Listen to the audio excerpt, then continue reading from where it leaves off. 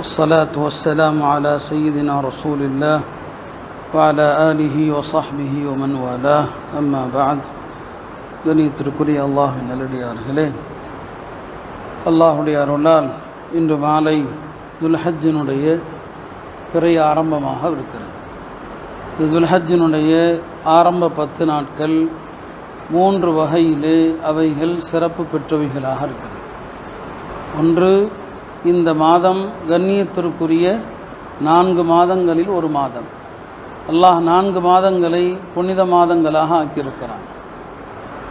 4 மாதங்கள் புனித மாதங்கள்.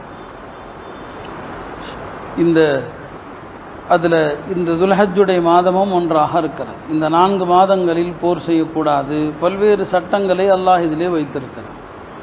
இரண்டாவது என்னவென்று சொன்னால், இந்த துல்ஹஜ்ஜினுடைய இந்த ஆரம்ப நாட்களில்தான் ஹஜ்ஜுடைய அமல் நடக்கிறது. ஹஜ்ஜுடைய அமல்களை வருடத்தினுடைய இந்த நாட்களை தவிர வேறு எந்த நாட்களிலும் செய்ய முடியாது. எனவே ஹஜ்ஜினுடைய அந்த நாட்கள் இதில் தான் வருது. வருஷத்திலேயே ஆக சிறந்த நாட்கள் 2 நாட்கள் தான். ஒன்று அரஃபாவுடைய நாள், இன்னொன்று அதை அடுத்து வருகின்ற துல்ஹஜ்ஜுடைய 10வது நாள். அதை அரபியிலே யௌமன் நஹர் என்று சொல்வார்கள். அரஃபாவுடைய நாளுக்கு யௌமே அரஃபா என்று சொல்வார்கள். நபி ஸல்லல்லாஹு அலைஹி வஸல்லம் அவர்கள் சொன்னார்கள், அஃலலு ஐயாமி துன்யா, இந்த உலகத்தினுடைய நாட்களில் சிறந்த நாட்கள் துல்ஹஜ்ஜுடைய 9ஆம் நாள், அரஃபாவுடைய நாளும் அதை அடுத்து வருகிற நாளும் என்பதாக சொன்னாங்க. இது 2வது சிறப்பு. 3வது சிறப்பு என்ன?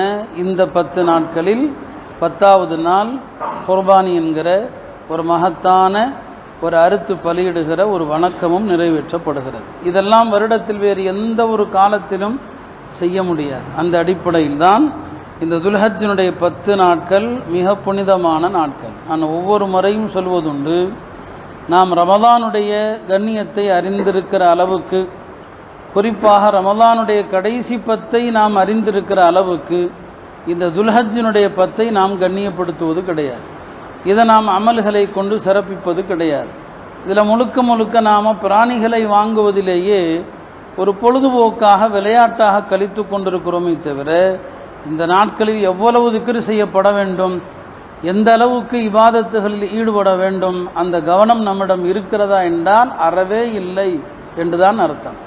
எனவே அல்லாஹ் தஆலா வாழ்க்கையில் இன்னொரு துல்ஹஜ்ஜை அடைகிற பாக்கியத்தை தந்திருக்கிறான். இன்னும் பல துல்ஹஜ்களை அடைகிற வாய்ப்பினை தருவானாக. கடந்த ஆண்டு நம்மிடையே இருந்த எத்தனையோ இப்போது இல்லை. எனவே ஹதீஸிலே சொல்லப்பட்டது போல அல்லாஹ்விடத்திலே அமல்களுக்கு மிக பிரியமான நாட்கள் இந்த துல்ஹஜ்ஜினுடைய 10 நாட்கள்.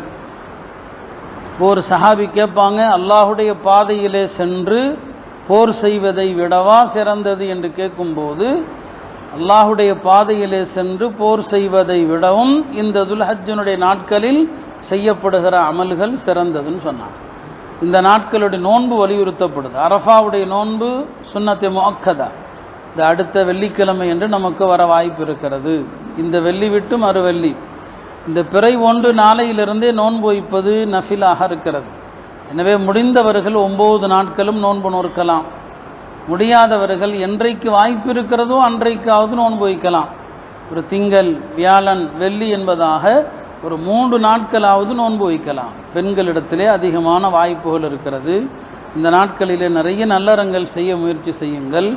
ஒரு குர்ஆன் நாளையிலிருந்து ஆரம்பித்தால் ஈதுடைய தினத்திலே ஒரு குர்ஆனை முடிக்கிற அளவுக்கு ஒரு நாளைக்கு 3 ஜுது வீதம் ஓதினால் ஒரு குர்ஆனை முடிச்சிடலாம். இப்படி பல்வேறு அமல்களுக்குரிய ஒரு வாய்ப்பினை அல்லாஹ் நமக்கு தந்திருக்கிறான். இந்த நாட்களை வீணாக்காமல் நல்லறங்களால் இந்த நாட்களை பயன்படுத்துவதற்கு அல்லாஹ் எனக்கும் உங்களுக்கும் தௌஃபீக் செய்வானாக. வஆখিরু தஅவானா அனில் ஹம்துலில்லாஹில் கரீம். அம்மா பஅத்.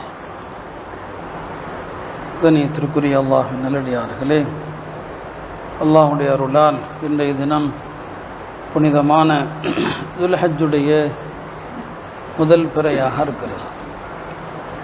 குர்பானி யார் மீது கடமை, ஹாஜிகள் உதஹியா கொடுக்க வேண்டுமா என்கிற 2 சட்டங்களை இன்றைக்கு விளக்க விரும்புகிறேன்.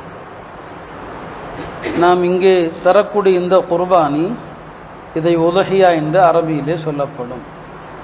இந்த குர்பானி ஹனஃபி மத்ஹபின்படி வாஜிபானதாக அவசியமானதாக இருக்கிறது.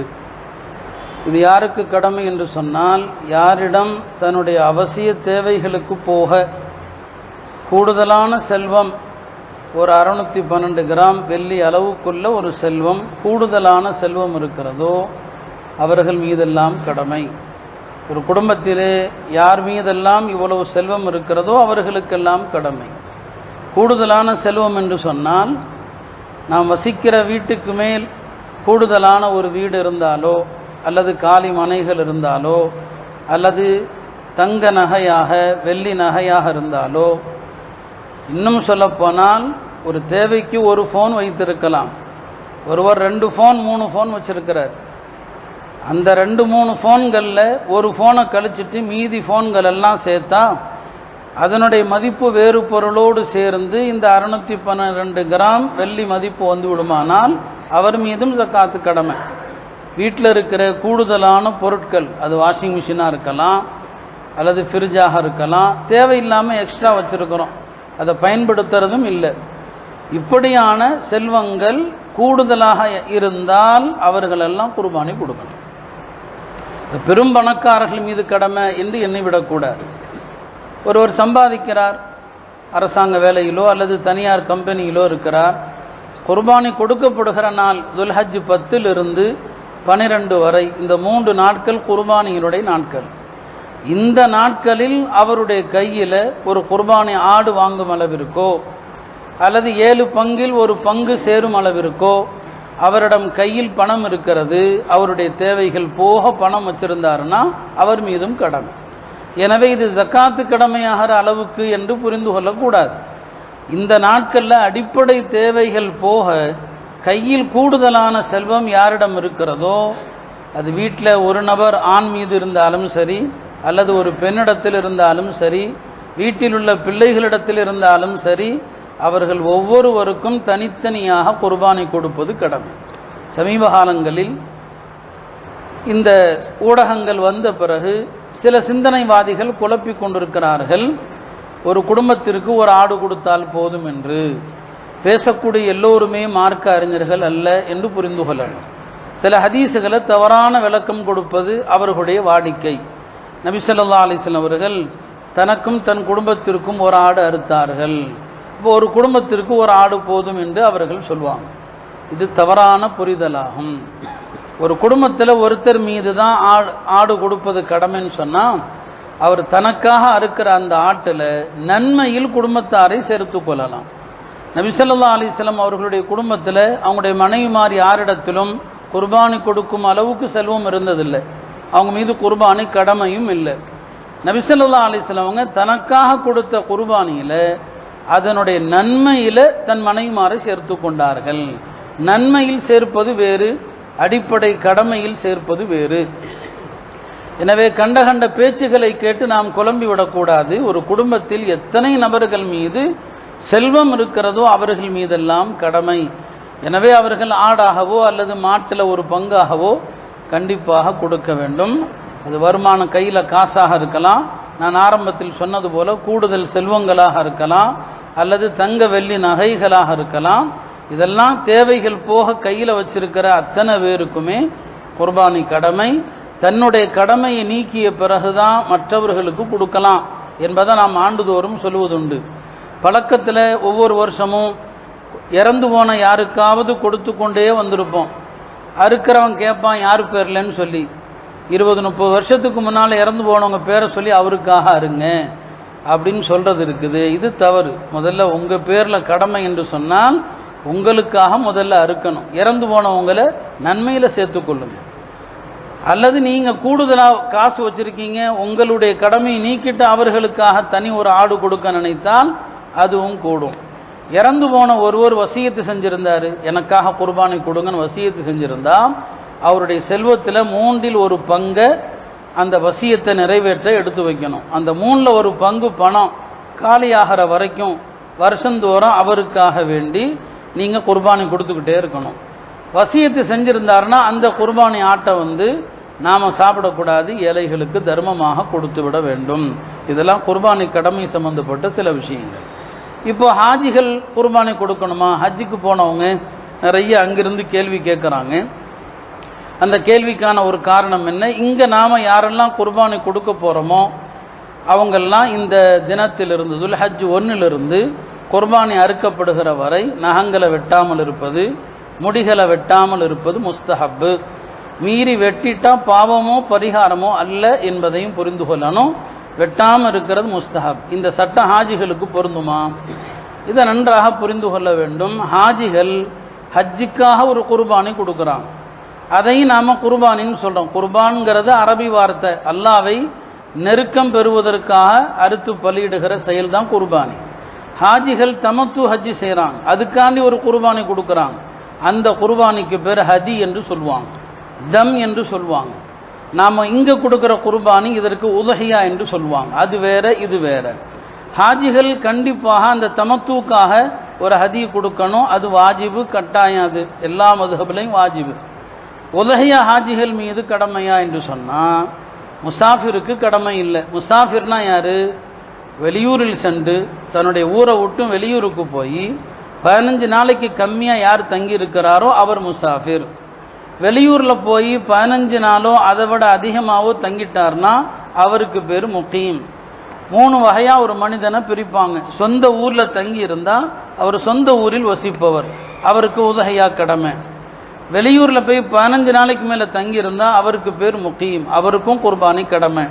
15 நாளோட கம்மியாக தங்கியிருந்தால் அவர் முசாஃபிர், அவருக்கு குர்பானி கடமை இல்லை. இப்போ ஹாஜிகள் முசாஃபிருங்கிற லிஸ்ட்டில் வருவாங்களா அப்படின்னு சொன்னால், அவங்க ஹஜ்ஜுக்கு முன்னால் பின்னால் மக்கால 15 நாள் அதை விட அதிகமாக தங்கியிருந்தாங்கன்னா அவங்க முசாஃபிர் அல்ல. அவங்களுக்கு உதஹியா தனியாக கொடுக்கணும். ஹஜ்ஜுக்கான குர்பானி போக உதஹியா தனியாக கொடுக்கணும். அப்படி அந்த ஹாஜிகள் உதஹியா கொடுப்பதாக இருந்தால் அவர்களுக்கும் துல்ஹஜ் 1 நகங்கள் முடிகளை கலையாமல் இருப்பது அவசியம்.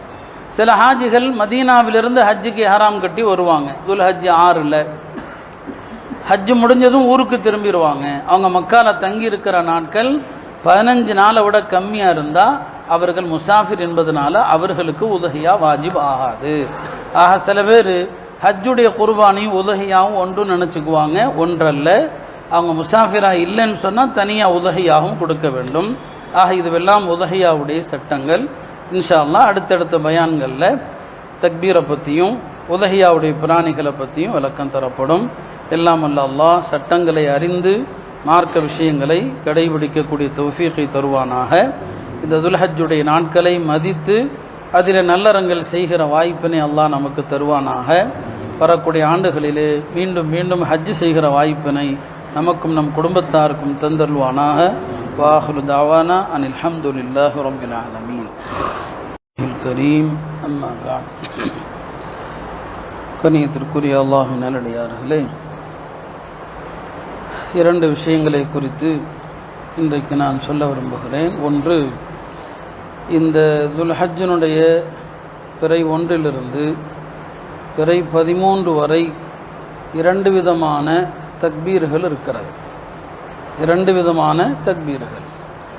அதிலே ஒரு தக்பீர் நாம் அறிந்தது தான், அரஃபாவுடைய நாள் துல்ஹஜ் 9ஆம் நாள் ஃபஜ்ரிலிருந்து 13 அசர் வரையிலான தக்பீர். அது ஒவ்வொரு ஃபர்தான தொழுகைக்கு பிறகும் ஒரு முறை சொல்ல வேண்டிய ஒரு வாஜிபான தக்பீர். அது ஆண்கள் பெண்கள் எல்லோருக்குமே வாஜிபாக இருக்கிறது.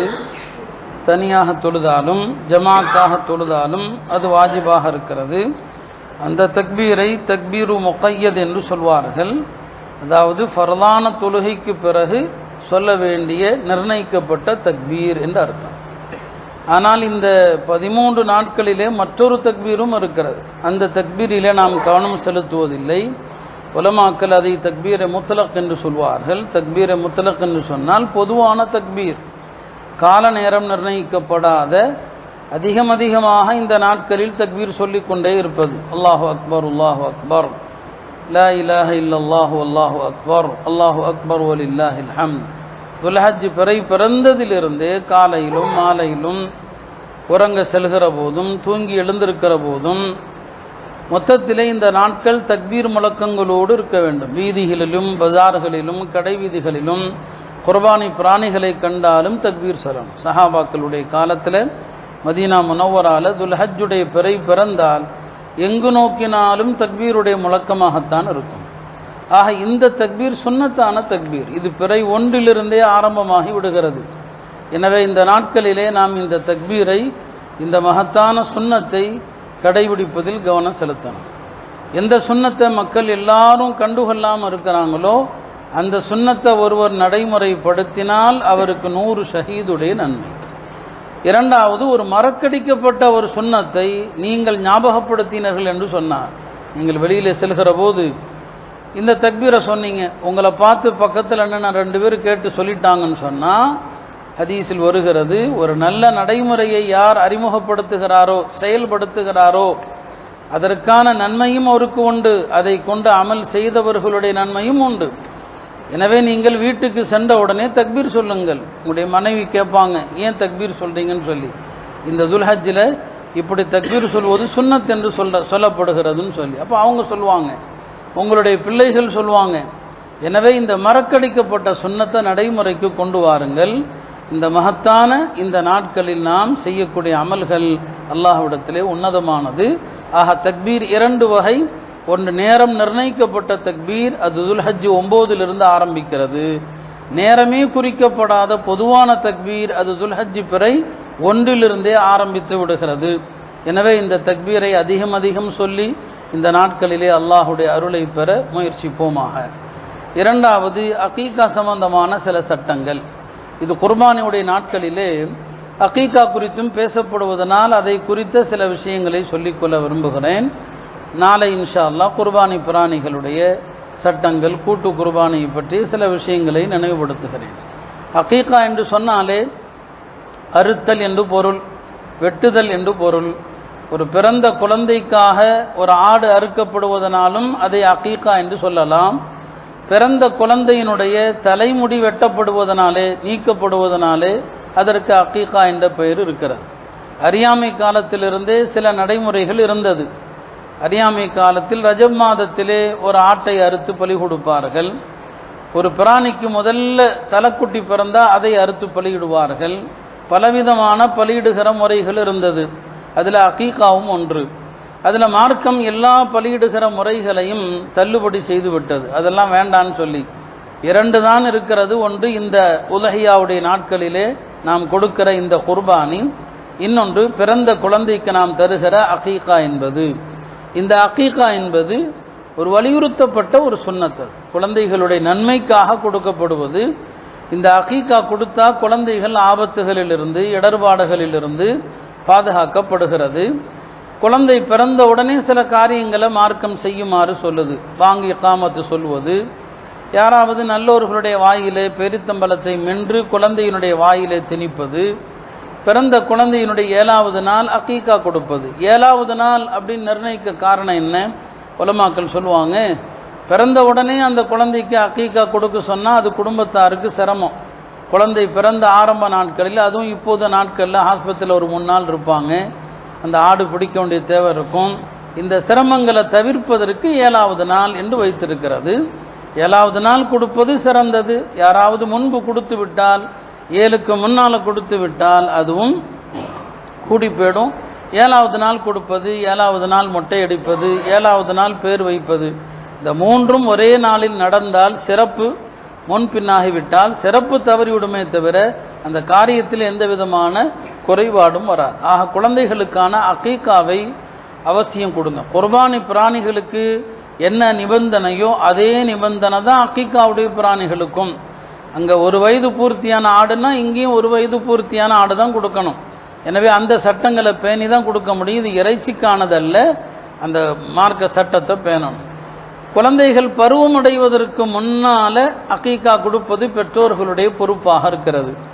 ஒருவேளை பெற்றோர்கள் கொடுக்க தவறிட்டாங்க, அந்த குழந்தை பருவம் அடைந்து விட்டது என்று சொன்னால், தனக்காக பெற்றோர்கள் குர்பானி கொடுக்கவில்லை என்று தெரிய வந்தால் அவர்கள் தங்களுக்காக கொடுத்து கொள்வது நல்லது. இமாம் ஹசன் பஸ்ரி அவர்கள் சொன்னாங்க, உங்களுக்காக உங்கள் பெற்றோர்கள் அகீகா கொடுக்காத பட்சத்தில் உங்களுக்கு நீங்களே கொடுத்து கொள்ளுங்கள். அல்லாமா இப்னு சீரின் ரஹ்மத்துல்லாஹி அலைஹி சொன்னாங்க, எனக்காக அகீகா கொடுக்கப்படவில்லை என்று எனக்கு இப்போது தெரிய வந்தால் நான் இப்போது எனக்காக அகீகா கொடுத்து விடுவேன் சொன்னான். ஒரு காலத்தில் இந்த சட்டங்கள் தெரியாமல் இருந்திருக்கலாம். நம்முடைய பெற்றோர்கள் அகீகா கொடுத்தார்களா இல்லையான்னு தெரியல. இப்போ நாம் அகீகா கொடுத்து விட்டாலும் அது அனுமதிக்கப்பட்டது தான். அகீகா நல்லது. அகீகா என்பது ஆண்களுக்கு, ஆண் குழந்தைக்கு 2 ஆடு.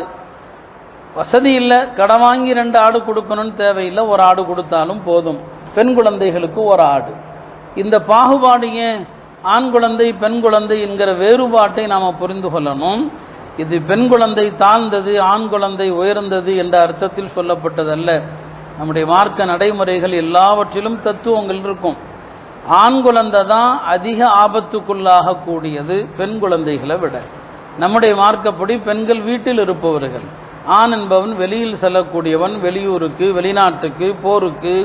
அப்போ அதிகமான ஆபத்துகள் யாருக்கு வரும்? ஆண்களுக்கு தான். ஆபத்து யாருக்கு அதிகமோ அவருக்கு 2 ஆடு, யாருக்கு ஆபத்து கம்மியோ அவருக்கு ஒரு ஆடு. இதுதான் அதில் உள்ள தத்துவமே தவிர உயர்வு தாழ்வு என்பது இங்கே நோக்கமல்ல. இப்போ 2 ஆடு கொடுக்க முடியலன்னு சொன்னால் இப்போ ஒரு ஆடும் கொடுக்கலாம், பின்னால் ஒரு ஆடும் கொடுக்கலாம். அப்படியும் மார்க்கத்தில் அனுமதி இருக்கிறது. இந்த உலஹியாவுடைய நாட்களில் கூட்டு குர்பானியில் மாடு ஒட்டகங்களில் உலஹியா கொடுக்கப்படாதவர்களுக்கு ஒரு பங்கு அதிலையும் சேரலாம். தனியாக ஒரு ஆடு கொடுத்தா நல்லது. கூட்டு குர்பானியில் சேர்ந்தாலும் அகீகா நிறைவேறிவிடும் என்பதை நாம் தெரியணும். குர்பானி அல்லாத நாட்களில், வருஷத்தினுடைய மற்ற நாட்களில் இந்த மாட்டில் அகீகா பங்கு சேரலாமா என்பதில் அறிஞர்களிடையே 2 கருத்து இருக்குது. அதனால் மற்ற காலங்களில் அகீகா கொடுக்கிறதா இருந்தால் ஆடு தனியாகத்தான் கொடுக்கணும்.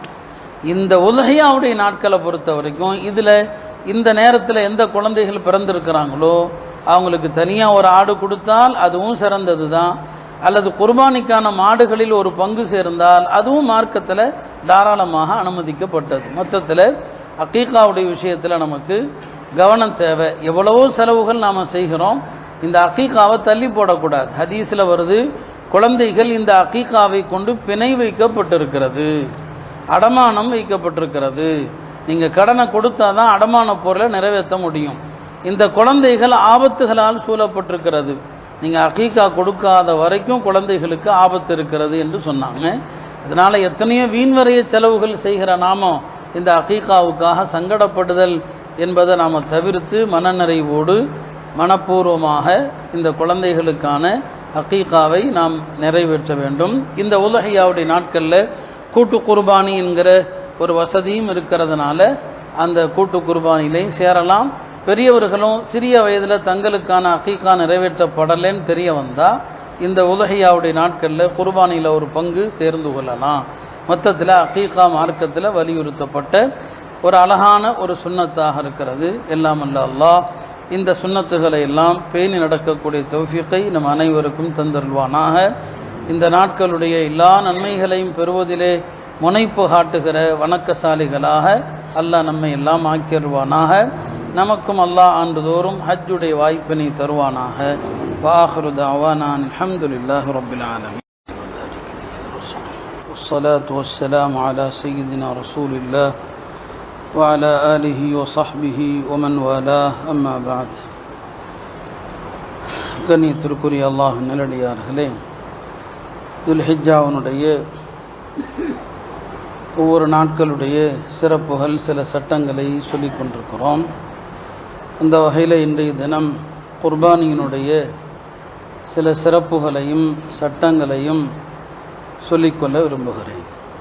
பொதுவாக எந்த ஒரு அமலிலும் ஆர்வம் வருவதற்கு அதனுடைய சிறப்புகளை சொன்னால் மக்களுக்கு அது ஆர்வமாக ஆகிவிடும்.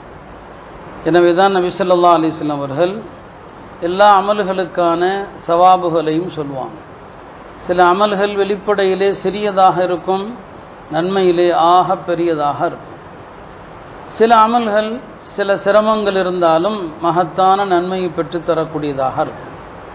எனவே தான் அமல்களுடைய சிறப்புகளை தெரிகிற போது அதை செய்பவருக்கு அந்த செயலுடைய பாரம் குறைந்து அதை செய்வதிலே ஒரு ஆர்வம் பிறக்கும் என்ற அடிப்படையில் தான் பல்வேறு ஹதீஸ், பல்வேறு அமல்களுடைய சிறப்புகளை நபி ஸல்லல்லாஹு அலைஹி வஸல்லம் அவர்கள் சொல்வாங்க.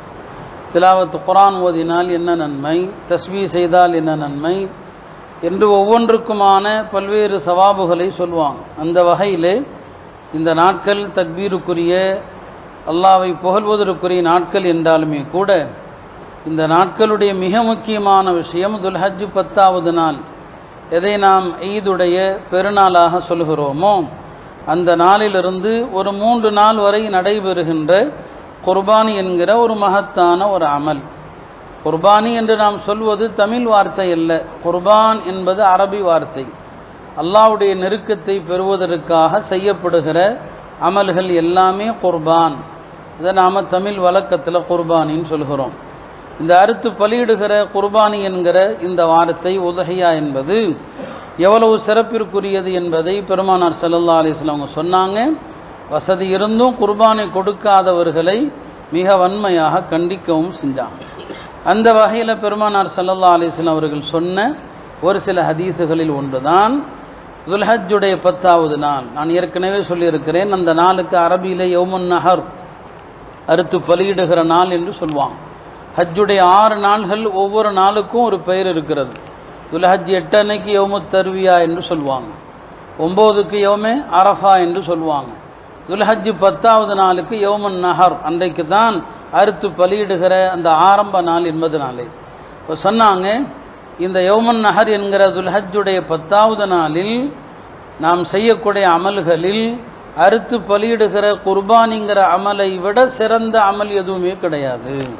அப்போ துல்ஹஜ் 10வது நாள் நாம் செய்கிற அமல்கள், 5 நேரம் தொழுகிறோம், ஈதுடைய தொழுகிறோம், தக்பீர் சொல்கிறோம், இந்த எல்லா அமல்களிலும் சிறந்த அமல் குர்பானியை விட வேறொன்று கிடையாது என்று சொல்லிவிட்டு சொன்னார்கள், இந்த குர்பானி பிராணியினுடைய ரத்தம் நீங்கள் அறுத்து கீழே விழுவதற்கு முன் அல்லாஹ்விடத்திலே அது அங்கீகரிக்கப்பட்டு விடுகிறது. நீங்கள் அறுத்து அதனுடைய ரத்தம் விழுறதுக்கு முன்னால் அதனுடைய நன்மை உங்களுக்கு உறுதியாயிடுச்சு, அல்லாஹ் கபூல் செஞ்சிட்டான். மேலும் சொன்னாங்க, நீங்கள் அறுக்கிற இந்த குர்பானி பிராணி அதனுடைய ரோமங்களோடு அதனுடைய கால் குழம்புகளோடு அது மறுமையிலே நீங்கள் அறுத்த பிராணியை விட மிகச் செழுமையாக மறுமையிலே அது வரும். எனவே ஃபதீபு பிஹா நஃப்சன், இந்த குர்பானியை சந்தோஷத்தோடு கொடுங்கள்னு சொன்னாங்க, மன மகிழ்ச்சியோடு கொடுங்கள் என்று சொன்னாங்க. இதை ஒரு பொருளாதார சுமையாக எண்ணாமல், பொருளாதார பாரமாக எண்ணாமல், இதை சந்தோஷமாக நீங்கள் கொடுங்கள் என்று பெருமானார் ஸல்லல்லாஹு அலைஹி வஸல்லம் அவர்கள் சொன்னாங்க. அப்போ இந்த 10வது நாளுடைய அமலில் குர்பானி தான் சிறந்தது. எனவே தான் 3 நாள் நமக்கு அவகாசம் அளிக்கப்பட்டிருந்தாலும் முதல் நாள் குர்பானி தான் சிறந்தது. சில காரணங்களுக்காக 2வது நாள் 3வது நாள் அறுக்கலாம் என்றாலும் முதல் நாள் தான் சிறந்தது. பெருமானார் ஸல்லல்லாஹு அலைஹி வஸல்லம் அவங்க மதீனா வந்து 10 வருடங்கள் தங்கியிருந்தாங்க. இந்த 10 வருட காலங்களுமே நபி ஸல்லல்லாஹு அலைஹி வஸல்லம் அவர்கள் ஒவ்வொரு ஆண்டும் குர்பானை கொடுத்தார்கள் என்று ஹஜ்ரத் இப்னு உமர் ரலியல்லாஹு அன்ஹு அவர்கள் சொல்கிறாங்க. எந்த செயலை நபி ஸல்லல்லாஹு அலைஹி வஸல்லம் அவங்க தொடர்ந்து செய்வார்களோ அது வாஜிபாகிவிடும். அந்த வகையில் தான் ஹனஃபி மதுஹபில் அது வாஜிப் என்பதாக சொல்லப்படுது. நபி ஸல்லல்லாஹு அலைஹி வஸல்லம் அவங்க ஹஜ்ஜுக்கு வந்திருந்த ஆண்டிலே அரஃபா மைதானத்திலே எல்லோருக்கும் அறிவிப்பு செஞ்சாங்க, அலா குல்லி அஹ்லி பைத்தின் அதஹாத்துன், வசதியுள்ள ஒவ்வொரு குடும்பத்தார் மீதும் உதஹியா கொடுப்பது வாஜிப். யாரெல்லாம் வசதி பெற்றிருக்கிறார்களோ, வசதி என்றால் என்ன என்பதை சில தினங்களுக்கு முன்னால் விளக்கியிருந்தோம். வசதியுள்ள எல்லாருமே குர்பானி கொடுக்க வேண்டும் என்று சொன்னாங்க. இன்னொரு ஹதீஸில் சொன்னாங்க, மன் வஜத சாத்தன் வலம் யுதாஹி, வசதி இருந்தும் யார் குர்பானி கொடுக்கலையோ ஃபலா யக்ருபன்ன முஸல்லானா, அவர் தொழுகைக்கே வர வேண்டாம்னு சொல்லிட்டாங்க.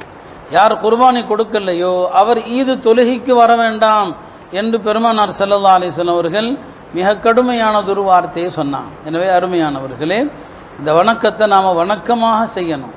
ஒரு விளையாட்டுத்தனமாக, ஏதோ ஒரு பொழுதுபோக்கு அம்சமாக, திருவிழாக்களில் அல்லாஹ் பாதுகாக்கணும், அறுத்து பலியிடுற மாதிரியான ஒரு செயலாக இல்லாமல் முதல்ல இது இபாதத்துன்னு நினைக்கணும். இன்றைக்கு நாம் ஓதிய வசனங்கள் கூட, ஃபஜ்ரிலே ஓதிய வசனங்கள் ஹஜ்ஜு சம்பந்தமாக, குர்பானி சம்பந்தமாகத்தான் வருது. இந்த குர்பானி அல்லாஹ் சொல்கிறான் ஷஆயிருல்லாஹ், இவைகள் எல்லாம் அல்லாஹ்வுடைய அடையாள சின்னங்கள். காபா அல்லாஹ்வுடைய அடையாள சின்னம், ஹஜ்ஜுடைய இடங்கள் அல்லாஹ்வுடைய அடையாள சின்னம், குர்பானி பிராணிகள் அல்லாஹ்வுடைய அடையாள சின்னம். இந்த குர்பானி பிராணிகளை கண்ணியப்படுத்துவது அவருக்கு நல்லதுன்னு அல்லாஹ் சொல்கிறான். வமன் யுஅஸிம் ஹுருமாத்தில்லாஹ் ஃபஹுவ கைருல் லஹு இன்த ரப்பி. மேலும் சொல்கிறான் வமன் யுஅஸிம் ஷஆயிரல்லாஹ், அல்லாஹ்வுடைய அடையாள சின்னங்களை யார் கண்ணியப்படுத்துவாரோ ஃபஇன்னஹா மின் தக்வல் குலூப், அது உள்ளத்தில் இறையச்சம் இருப்பதற்கான அடையாளங்கிறான். எனவே தான் குர்பானி பிராணிகளை பார்த்தா தக்பீர் சொல்லணும். நேற்று பயானில் கூட சொல்லியிருந்தோம், என்னங்க தக்பீர் சொல்லணும். குர்பானி ஆடுகளை பார்த்தா அல்லாஹ் அக்பர் அல்லாஹ் அக்பர்னு சொல்லணும். இதுதான் அதற்கு நாம் கண்ணியப்படுத்துவது என்பதற்கு அர்த்தம். எனவே இந்த ஆடுகள் இந்த கால்நடைகள் போகும்போது பொழுதுபோக்காக பார்க்குற நாட்கள் அல்ல இது, அதை கண்ணியத்தோடு பார்க்கணும். அல்லாஹ்வுடைய அடையாள சின்னங்கள் இவைகள் எல்லாம் என்பதைத்தான் இந்த ஹதீஸுகள் ஆயத்துகள் எல்லாம் நமக்கு உணர்த்துகிறது. எனவே வசதியுள்ளவர்கள் தாராளமாக குர்பானி வீட்டில் எத்தனை பேருக்கு கடமையோ அத்தனை பேருக்கும் கொடுங்க. குர்பானிகளில் சிறந்தது ஒரு காலத்தில் சொல்லுவாங்க ஒட்டகம் சிறந்தது, அப்புறம் ஆடு, அப்புறம் ஆடுன்னு சொல்லி. சில உலமாக்கள் சொல்லுவாங்க எந்தெந்த பகுதியில் மக்கள் எதை அதிகமாக சாப்பிட்றாங்களோ அது சிறந்தது. இப்போ நம்ம பகுதியில் ஆடு என்றால் ஆடு தான் சிறந்தது என்ற அறிஞர் பெருமக்கள். மொத்தத்தில் யாருக்கு எது சாத்தியமோ அந்த குர்பானி அவர்கள் மனமோந்து நிறைவேற்ற வேண்டும்.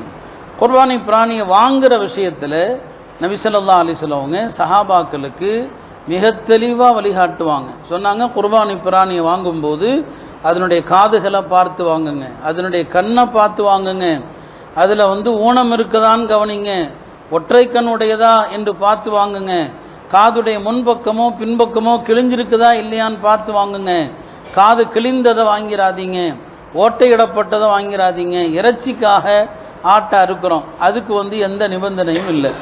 அன்று பிறந்த குட்டியை கூட அறுத்து சாப்பிடலாம். இறைச்சிக்காக வாங்கக்கூடிய அன்றாடம் இறைச்சி சாப்பிட்றோம், அதுக்கு எந்த ஆட்டையும் அறுக்கலாம். அதில் பிஸ்மில்லா சொல்லி அறுக்கணும், அது செத்து போகிறதுக்கு முன்னால் அறுக்கணும், அது மட்டும்தான் அங்கே நிபந்தனை. அந்த உரிய நரம்புகளை அறுக்கணும், அதுதான் அங்கே நிபந்தனை. ஆனால் குர்பானி பிராணி அப்படி இல்லை, அது வெறும் இறைச்சிக்கானதே கிடையாது. அதனால தான் அந்த பிராணிக்கென்று வயதுகள் நிர்ணயிக்கப்பட்டிருக்கிறது. ஒருத்தர் ஒட்டகம் குர்பானி கொடுக்கணும்னா 5 வருஷம் பூர்த்தியாக இருக்கணும். மாடு குர்பானி கொடுக்கிறதா இருந்தால் 2 வருஷம் பூர்த்தியாக இருக்கணும். கூட்டு குர்பானி செய்பவர்கள் ரொம்ப கவனம் எடுக்கணும். வெறும் வருமானத்திற்குரியதாக அதை ஆக்கிடக்கூடாது. 2 வருஷம் பூர்த்தியாகல அந்த குர்பானி அறவே செல்லாது. ஆடுகளாக இருந்தால் வெள்ளாடு 1 வருஷம் கண்டிப்பாக பூர்த்தியாக இருக்கணும். செம்மறி ஆட்டுக்கும் 1 வருஷம் பூர்த்தியாக இருந்தால் தான் கூடும் என்பது சில அறிஞர்கள் கருத்து. சிலர் சொல்லுவாங்க செம்மறி ஆட்டில் பெருமானார் ஸல்லல்லாஹு அலைஹி வஸல்லம் ஒரு விதிவிலக்கு கொடுத்தாங்க. 6 மாதம் ஆன செம்மறியாடு பார்ப்பதற்கு நல்ல செழுமையாக இருக்குது, பார்ப்பதற்கு நல்ல ஒரு வயது மாறி தெரியுதுன்னு சொன்னால் அதையும் கொடுக்கலாம். 6 மாதத்தை விட கம்மியாக இருந்தால் அறவே செல்லாது. அப்போ 6 மாதம் ஆன செம்மறியாடும் கூட நன்கு கொளுத்ததாக இருந்தால் தான் பார்க்கறதுக்கு 1 வருஷம் ஆன மாதிரி இருந்தால் தான் கூடும். அதனால் இதில் நம்முடைய அறிவுக்கு வேலையே கிடையாது. ஹஜ்ஜு குர்பானி இங்கெல்லாம் நம்முடைய அறிவை பற்றி பேசக்கூடாது. ஏன்னா சில பேர் வித்தியாசமாலாம் கேட்பாங்க, 1 வயசான 25,000 ரூபா கொடுத்து வாங்குறதுக்கு நான் 2 ஆடு வாங்கிட்டு போயிடுறேன் குட்டிக்கு. நம்முடைய அறிவுக்கு இங்கே வேலை இல்லை. இப்ராஹிம் அலைஹிஸ்ஸலாமுடைய மார்க்கமே அதுதான். அல்லாஹ் சொல்வதற்கு அடிபணியணும். என்ன சொல்கிறான் அல்லாஹ், அவ்வளோதான். இப்போ நான் அக்கீகாவை பற்றி சொன்னேன், ஆண் குழந்தைக்கு 2 ஆடு, பெண் குழந்தைக்கு 1 ஆடு. இதான் அல்லாஹ் சொல்கிறான், மார்க்கம் சொல்லுது. அல்லாஹ்வுடைய சட்டத்தில் அதில் நாம் ஆட்சேபனை தெரிவிக்கும் விதமாக கேள்வி எழுப்பக்கூடாது. ஏங்க ஆம்பளை பிள்ளைக்கு 2 குறை சொல்கிற மாதிரி கேள்வி எழுப்புனா அல்லாஹ் பாதுகாக்கணும், அவன் சில நேரம் காஃபிரா போயிடுவான். ஆனால் அதில் என்ன நுணுக்கம் இருக்குது, அல்லாஹ் ஒரு தத்துவம் வச்சுருப்பான். அந்த அடிப்படையில் இதில் ஏதாவது நுணுக்கம் இருக்குதான்னு கேள்வி கேட்கலாம். ஆனால் அந்த நுணுக்கம் நமக்கு தெரிஞ்சாலும் சரிதான், தெரியாவிட்டாலும் சரிதான், அல்லாஹ்வுடைய மார்க்கம் என்னவோ அதற்கு நாம் அடிபணியணும். அப்போ இது மார்க்கம் வரையறுத்திருக்குது, இப்படியான ஆடுகளை வாங்குங்க, இப்படியான மாட்டை வாங்குங்க. இதில் நம்ம அறிவுக்கு வேலையே கிடையாது, ஏதோ ஒன்று அறுத்தா போதும் அப்படின்னு நினச்சா அந்த குர்பானியினால் எந்த பலனும் கிடையாது. எனவே வாங்கி அறுக்கிறோம், அல்லாஹ்வுக்காக அறுக்கிறோன்னு சொன்னால் நல்ல அழகானதாக அருங்க. நபி ஸல்லல்லாஹு அலைஹி வஸல்லம் கருப்பு வெள்ளை கலந்த செம்மறி ஆட்டை கொடுப்பாங்கன்னு வருது. அதாவது மிகுதியாக வெள்ளை இருக்கும், கொஞ்சோண்டு கருப்பு இருக்கும், அதனுடைய தாடை பகுதியில் கழுத்து பகுதியில் கொஞ்சம் கருப்பு இருக்கும். இது அரபியில் சொல்லுவாங்க அம்லஹ், கருப்பு வெள்ளை கலந்த ஆட்டை பெருமானார் ஸல்லல்லாஹு அலைஹி வஸல்லம் அவர்கள் குர்பானி கொடுத்ததா ஹதீஸில் வருது. அப்போ வெள்ளை அதிகமாக கருப்பு கொஞ்சமாக இருந்தால் அந்த மாதிரி ஆட்டை பெருமானார் அறுத்தாங்க என்பதற்காக வாங்கினால் அந்த சுன்னத்துடைய சவாபும் நமக்கு என்ன செஞ்சிடும், கிடைச்சிரும். இதை நாம் என்னங்க கவனத்தில் வைக்கணும். அதே போல் குர்பானி பிராணிகளை வாங்குகிற நேரத்தில் இது குர்பானி பிராணிக்குன்னு இல்லை, இப்போ வியாபாரிகள் வர்றாங்க, அவங்களுக்கும் நோக்கம் என்ன, கொஞ்சம் லாபம் சம்பாதிக்கணும். வியாபாரம்னா அதில் லாபம் சம்பாதிக்கலாம், மார்க்கம் அதில் அனுமதிக்குது. எந்த ஒரு வியாபாரம் குர்பானி ஆடு வாங்கும் போதுன்னு கிடையாது. நீங்கள் எந்த ஒரு பொருளை வாங்குறதா இருந்தாலும் சில பெரியவங்க சொல்லுவாங்க, யாரெல்லாம் இந்த வியாபாரத்தில் எனக்கு யார் விற்க போகிறாரோ அவருக்கும் லாபம் கிடைக்கட்டும், அதே நேரத்தில் நானும் அதிக விலை கொடுத்து ஏமாந்துடக்கூடாது. அப்போ நம்ம அவனை ஏமாத்திடவும் கூடாது, ரொம்ப குறைஞ்ச விலைக்கு அடித்து பிடிச்சி வாங்கிட்டோம் என்று ஊரெல்லாம் பெருமை பேசவும் கூடாது. அவருக்கும் ஏதோ கொஞ்சம் லாபம் கிடைக்கணும், ஒரு நியாயமான விலைக்கு நம்மளும் கேட்கணும், ரொம்ப ஏமாந்துடவும் கூடாது. அதுபோல தான் இப்படி தான் நாங்கள் குர்பானி ஆடு வாங்கும் போதும் இந்த துவா செய்யுங்க, எல்லாம் அதிக விலை கொடுத்து நான் ஏமாந்துடவும் கூடாது, அதே நேரத்தில் எனக்கு விற்கிறவனுக்கு லாபம் இல்லாமலும் போயிடக்கூடாது.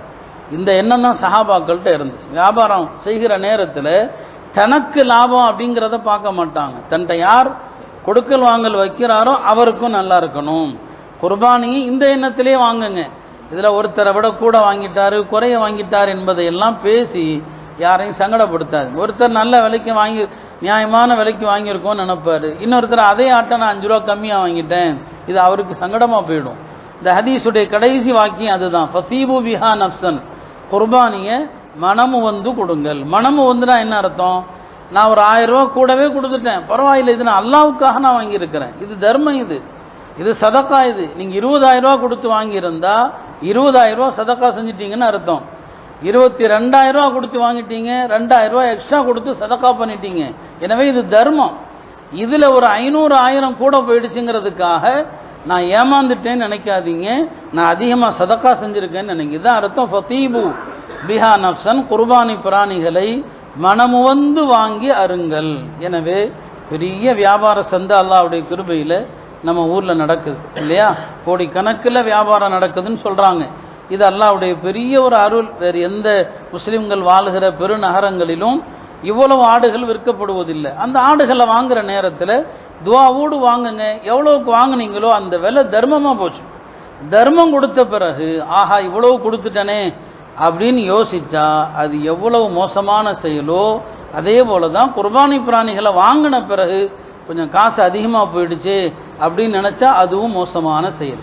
வாங்கிட்டோமா, அல்லாஹ் பெருமானார் சொல்வது போல தீபு மனமு வந்து கொடுங்க, அல்லாவுக்காக நான் தர்மம் கொடுத்துட்டேன். இந்த அடிப்படையில் குர்பானி பிராணிகளை வாங்கி அறுக்க முயற்சி செய்வோம். எந்த குறைகள் இருந்தால் செல்லாது என்பதை இன்ஷா அல்லாஹ் நாளைய பயானிலே தெரிவிப்போம்.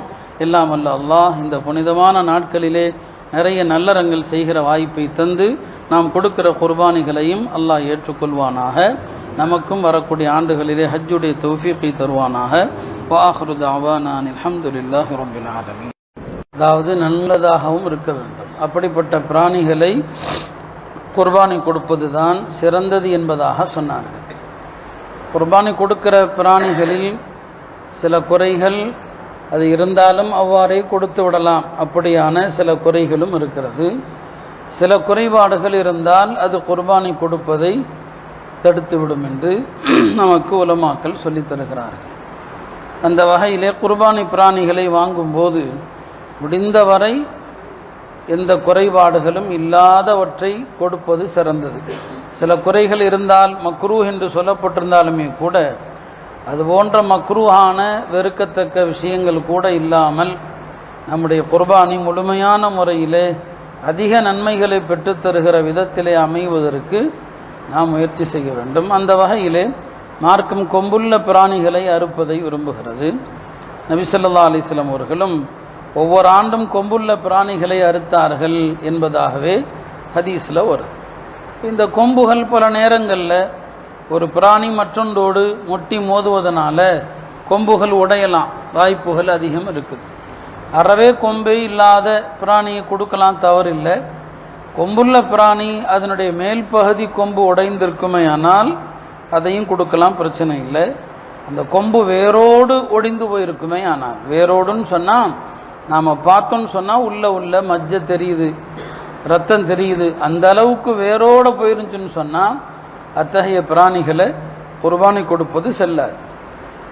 அதே போல் கால்நடைகளுடைய விதைகள் அடிக்கப்பட்ட காயடிக்கப்பட்ட பிராணிகளையும் கொடுக்கலாம். நபி ஸல்லல்லாஹு அலைஹி வஸல்லம் அவர்கள் 2 விதமான பிராணிகளையும் குர்பானி கொடுத்ததாக ஹதீஸில் வருகிறது. காயடிக்கப்படாத பிராணிகளையும் அறுத்தாங்க, காயடிக்கப்பட்டதையும் அறுத்தார்கள் என்று 2 விதமாகவும் வருது. எனவே ரெண்டையுமே கொடுக்கலாம். காயடிக்கப்பட்டிருப்பது குறையல்ல. இன்னும் சொல்லப்போனால் இமாம் அபு ஹனீஃபா உள்ளிட்ட அறிஞர்கள் காயடிக்கப்பட்டிருந்தால் அது மிகச் சிறந்தது, அதனுடைய இறைச்சி ருசியாக இருக்கும் என்பதனாலே அதை சிறந்தது என்பதாக அறிஞர் பெருமக்கள் சொல்கிறாங்க. மனிதர்களில் ஆணும் இல்லாத பெண்ணும் இல்லாத சில ஜாதியினர் இருப்பது போல கால்நடைகளிலும் அவ்வாறு இருக்கலாம். ஆணும் இல்லாத பெண்ணும் இல்லாத ஜாதியாக இருக்கலாம். அதுக்கு ஊருக்கு ஊர் ஒவ்வொரு பெயர்கள் இருக்கலாம்.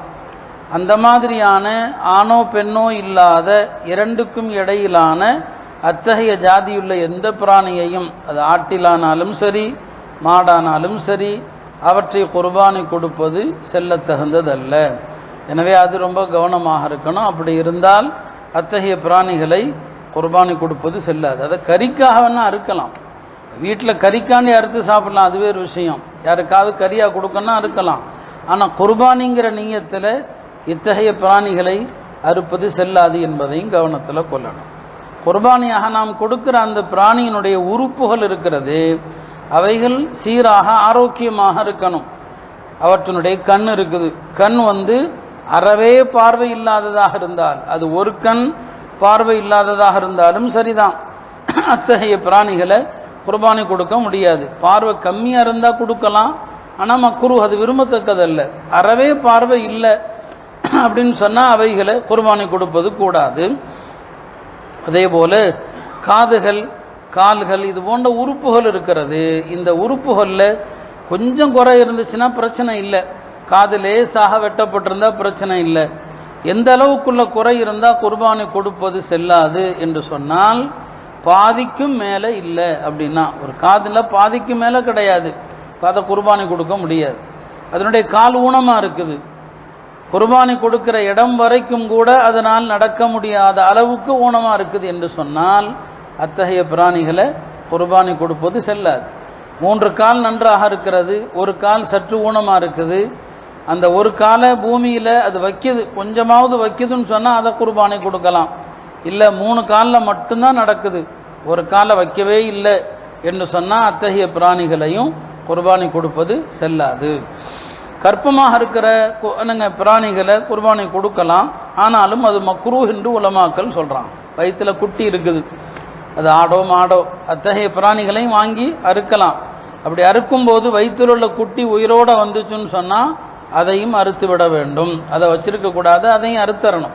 ஆனால் அந்த மாதிரி கற்பமாக உள்ள பிராணிகளை தவிர்ப்பது நல்லது என்பதாக உலமாக்கள் என்ன செய்கிறார்கள் சொல்கிறாங்க. ஆக இப்படி பல்வேறு, அதே போல தான் வால் இப்போ நாம் சொன்ன மாதிரி பாதிக்கும் மேல் துண்டிக்கப்பட்டிருந்தால் அதை குர்பானி கொடுப்பது செல்லாது. அப்போ எந்த குறையுமே அளவோடு குறைவாக இருந்தால் பிரச்சனை இல்லை. அதில் அலி ரலியல்லாஹு அவர்கள் குர்பானிக்காக ஒரு ஆடு வாங்கினாங்க. வாங்கின பிறகு கவனிக்கிறாங்க, அதனுடைய கொம்பு லேசாக துண்டிக்கப்பட்டிருக்கு. நபி ஸல்லல்லாஹு அலைஹி வஸல்லம் அவங்கள்ட்ட போய் சொன்னாங்க. நபி ஸல்லல்லாஹு பார்த்துட்டு சொன்னாங்க, பரவாயில்லைப்பா, இதை குர்பானி கொடுக்கலாம். அப்போ இதிலிருந்து தான் உலமாக்கள் லேசான குறைபாடுகள் உள்ளதை அறுக்கலாம். அதிக குறையுள்ளதாக இருந்தால், அதாவது பாதிக்கும் மேலே அதனுடைய குறை இருந்துச்சுன்னு சொன்னால் அதை கொடுக்கக்கூடாது என்பதாக உலமாக்கள் சொல்கிறான். எனவே குர்பானி பிராணிகளை வாங்குகிற போது தெளிவான முறையில் வாங்கணும். அதே போல் எந்த பிராணிகளுடைய பற்கள் முற்றிலுமாக விழுந்து விட்டதோ, அதாவது சாப்பிடக்கூடிய அளவுக்கு அறவே பல்லில்லாதவைகள், அவைகளையும் குர்பானி கொடுத்தல் செல்லாது என்பதாக அறிஞர் பெருமக்கள் குறிப்பிட்றாங்க. இப்படி குர்பானியினுடைய குறைகள் உள்ளதை வாங்கிடக்கூடாது, தெளிவான முறையில் பார்த்து வாங்கணும். காசு கொஞ்சம் அதிகமானாலும் சரி, நாம் கொடுப்பது ஆரம்பத்தில் சொன்ன ஹதீஸை ஞாபகம் வையுங்கள், அதிக விலையுள்ளது நன்கு கொளுத்தது, இத்தகைய பிராணிகள் தான் சிறந்த குர்பானி என்று நபி ஸல்லல்லாஹு அலைஹி வஸல்லம் சொன்னாங்க. எனவே அறவே குறைகள் இல்லாத தெளிவான பிராணிகளை வாங்கி அறுத்தோமேயானால் அது மிக சிறந்தது. எல்லாம் அல்ல அல்லாஹ் குறைகள் இல்லாத குர்பானி பிராணிகளை வாங்கி அவனுடைய பொருத்தத்தை பெற்றுத்தரும் விதத்திலே நம்முடைய இந்த குர்பானிகளை அல்லாஹ் லேசாக்கி தந்தருள்வானாக. இன்னும் சில சட்டங்களை அடுத்துள்ள நாட்களில் சொல்வோம். ஆஹிரு தஅவானா அனில் ஹம்துலில்லாஹி ரப்பில் ஆலமீன் அலா ரசூலிஹில் கரீம். அம்மா பஅத். கண்ணியத்திற்குரிய அல்லாஹ் நல்லடியார்களே, மகத்தான குர்பானி என்கிற அமலும் ஹஜ்ஜுடைய நாட்களும் நெருங்கி வருகிறது. குர்பானி பிராணிகளை கவனமாக பார்த்து வாங்கும்போது நபி ஸல்லல்லாஹு அலைஹி வஸல்லம் அவர்கள் நமக்கு உத்தரவிட்டிருக்கிறார்கள். அந்த வகையிலே குர்பானி பிராணியை சாதாரண பொருள்களாக இல்லாமல் மிக எச்சரிக்கையோடு வாங்க வேண்டும். ஹதீஸுகளிலிருந்து உலமாக்கள் நமக்கு ஒரு குர்பானி பிராணியிலே பின்வரக்கூடிய 9 குறைகள், இந்த 9 குறைபாடுகளில் ஏதாவது ஒரு குறை இருக்குமானால் அந்த குர்பானியை, அந்த பிராணியை குர்பானி கொடுப்பது செல்லாது. இப்போ இந்த 9 உறுப்புகளில் இந்தந்த குறைகள் இருக்குதா என்று பார்த்து வாங்க வேண்டும். இந்த குறைகள் இருந்தால் அது செல்லாதுன்னு சொன்னான். முதலாவது என்ன, எந்த பிராணியை வாங்குகிறோமோ அதனுடைய நாக்கு முழுமையாக இருக்கிறதா என்று பார்க்க வேண்டும். நாக்கு முழுமையாக துண்டிக்கப்பட்டிருந்தால் அதை குர்பானி கொடுப்பது செல்லாது. நாக்கில் லேசான சிராய்ப்பு, லேசான கிராக் இருந்தால் பிரச்சனை இல்லை. ஆனால் அப்படி இருந்தாலும் அதை கொடுப்பது மக்ரூஹ். முழுசாக துண்டிக்கப்பட்டிருந்தால் அறவே கொடுக்கக்கூடாது. லேசான சிராய்ப்பு இருந்தால் கூட அதை தவிர்ப்பதே நல்லது. ஆக நாக்கை நாங்கள் பார்க்க வேண்டும். இரண்டாவது, குர்பானி பிராணிகளுடைய கொம்பு. குர்பானி பிராணிகளுடைய கொம்பு விஷயத்திலே 3 நிலைகள் இருக்கலாம். ஒன்று, அறவே கொம்பே இல்லாதது.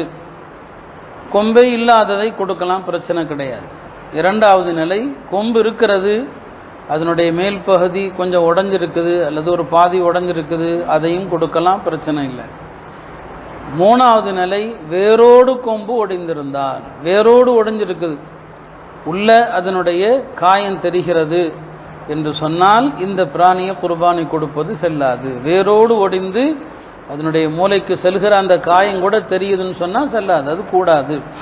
ஆனால் அதே நேரத்தில் குர்பானிக்கு முன்னால், குர்பானி நாட்களுக்கு முன்னால் ஒரு பிராணியினுடைய கொம்பு வேரோடு ஒடிஞ்சிருந்துச்சு, குர்பானி நாட்கள் அறுக்கப்படுகிற நாள் வருவதற்கு முன்னால் அந்த காயம் ஆறி அந்த வேறு பகுதி தெரியாமல் சதையோடு மூடிவிட்டது என்று சொன்னால் இப்போ அதை கொடுக்கலாம். இதெல்லாம் உலமாக்கள் சட்டங்களை தெளிவாக சொல்லுவாங்க. இப்போ குர்பானி கொடுக்கிற அன்றைக்கு வேரோடு சாய்ந்து அதனுடைய உள்ள மஜ்ஜை தெரிகிற அளவுக்கு இருக்குமேயானால் அதை கொடுப்பது செல்லாது. ஆக இது குர்பானி பிராணியினுடைய கொம்பை நாங்கள் கவனிக்கணும். மூன்றாவது, குர்பானி பிராணிகளுடைய கண்ணை பார்க்கணும். தெளிவான பார்வையுள்ள பிராணிகளை தான் குர்பானி கொடுக்கணும். அறவே பார்வை இல்லை, அது ஒரு கண்ணில் இல்லாமல் இருந்தாலும் சரி, 2 கண்ணுமே இல்லாமல் இருந்தாலும் சரி, அதை குர்பானி கொடுப்பது செல்லாது. பார்வை இருக்குது, அறகுறையாக இருக்கிறது, கண்ணில் ஏதாவது லேசான குறை இருக்கிறது என்று சொன்னால் இத்தகைய பிராணிகளை குர்பானி கொடுப்பது செல்லும். ஆனால் மக்ரூஹ், அதை உலமாக்கள் மக்ரூஹ், வெறுக்கத்தக்கதுன்னு சொல்லுவாங்க. நாம் அறவே கூடாத பிராணிகளை முற்றிலுமாக தவிர்க்க வேண்டும். எந்த குறைபாடுகள் விஷயத்தில் அறிஞர்கள் மக்ரூஹ்னு சொல்கிறாங்களோ முடிந்த வரைக்கும் அதையும் தவிர்த்து எந்த விதமான மக்ரூஹும் இல்லாமல் பார்த்து கொள்வதே நல்லது. அதனால தான் உலமாக்கள் இப்படி கூட ஒரு சட்டம் எழுதுகிறாங்க. நீங்கள் குர்பானி நாட்களுக்கு ரொம்ப முன்னால் கால்நடைகள் வாங்குறதா இருந்தால் ரொம்ப பெரிய கொம்புள்ளதை வாங்காதீங்க, கொம்புள்ளதை கொடுக்குறதா சுன்னத்து.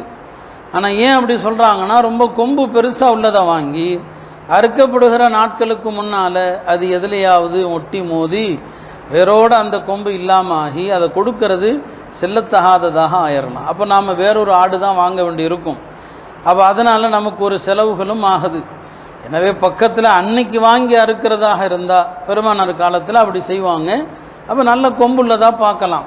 ரொம்ப முன்னால் வாங்கி வைக்கிறதாக இருந்தால் கொம்புள்ளதை தவிர்க்கணும், பெரிய கொம்புள்ளதை தவிர்ப்பதே நல்லது. காரணம், குர்பானி நாட்களுக்கு முன்னால் அவைகள் முட்டி ஏதாவது சேதமாயிடக்கூடாது. ஆக இது குர்பானி பிராணிகளுடைய 3வது உறுப்பு. 4வது, அதனுடைய காதுகளை பார்க்கணும். காது பாதிக்கும் மேலே பெரும்பகுதி துண்டிக்கப்பட்டதாக இருந்துச்சுன்னு சொன்னால் அதை குர்பானி கொடுக்க கூடாது, அறவே செல்லாது. கொஞ்சம் லேசாக துண்டிக்கப்பட்டு இருக்குது அல்லது துண்டிக்கப்பட்டு தொங்கி கொண்டு இருக்குது, இந்த மாதிரி பிராணிகளை குர்பானி கொடுப்பது மக்ரூஹ். அல்லது காதில் பெரிய ஓட்டை போடப்பட்டிருக்குது, அதையும் குர்பானி கொடுக்க முடியாது. லேசான சின்ன ஓட்டைகள் இருக்குமே, ஆனால் அவைகளை குர்பானி கொடுப்பது மக்ரூஹாக இருக்குது. இப்போ நாம் இதையெல்லாம் பார்த்து வாங்கும்போது வரக்கூடிய ஆண்டுகளில் அந்த வியாபாரிகளே கவனமாக இருப்பாங்க. ஓஹோ, இப்படிலாம் இருந்தால் வாங்க மாட்டாங்க. இப்போ நாம் அவங்களுக்கு சொல்லி கொடுக்கணும், இந்த மாதிரியான பிராணிகளை நாங்கள் கொடுக்க முடியாது, அல்லது கொடுக்கறது வெறுக்கத்தக்கது, மக்ரூஹு. இதையும் நாம் கவனத்தில் என்னங்க எடுத்துக்கொள்ளணும். அதே மாதிரி குர்பானி பிராணிகள் மாடாக இருந்தால் அதனுடைய வாலை கவனிக்கணும். ஏன்னா பலரும் வாலை கவனிக்க மாட்டாங்க. வால் பாதிக்கு மேலே துண்டிக்கப்பட்டிருந்துச்சு என்று சொன்னால் அதை குர்பானி கொடுப்பதும் செல்லத்தகாததாக ஆகிவிடும். அதே மாதிரி குர்பானி பிராணி இப்போ மாடாக இருந்தால் பசுமாடு தான் கொடுக்குறோம். மாட்டில் 4 பால் கறக்கிற அந்த 4 மடு இருக்கும்.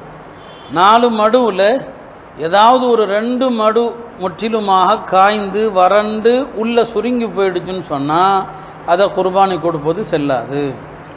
மாட்டில் 4ல் 2 மடு முற்றங்க காஞ்சி வறண்டு போச்சு, அறவே சுருங்கி போச்சு. இப்போ அதை குர்பானி கொடுக்க முடியாது. ஆடுகளை பொறுத்த வரைக்கும் நாம் பொதுவாக பெட்டை ஆடுகளை கொடுக்கறது இல்லை. ஆனால் கொடுக்கலாம், செல்லும். பெட்டை ஆடு ஹராம் கிடையாது, நம்ம வளமையில் இல்லை.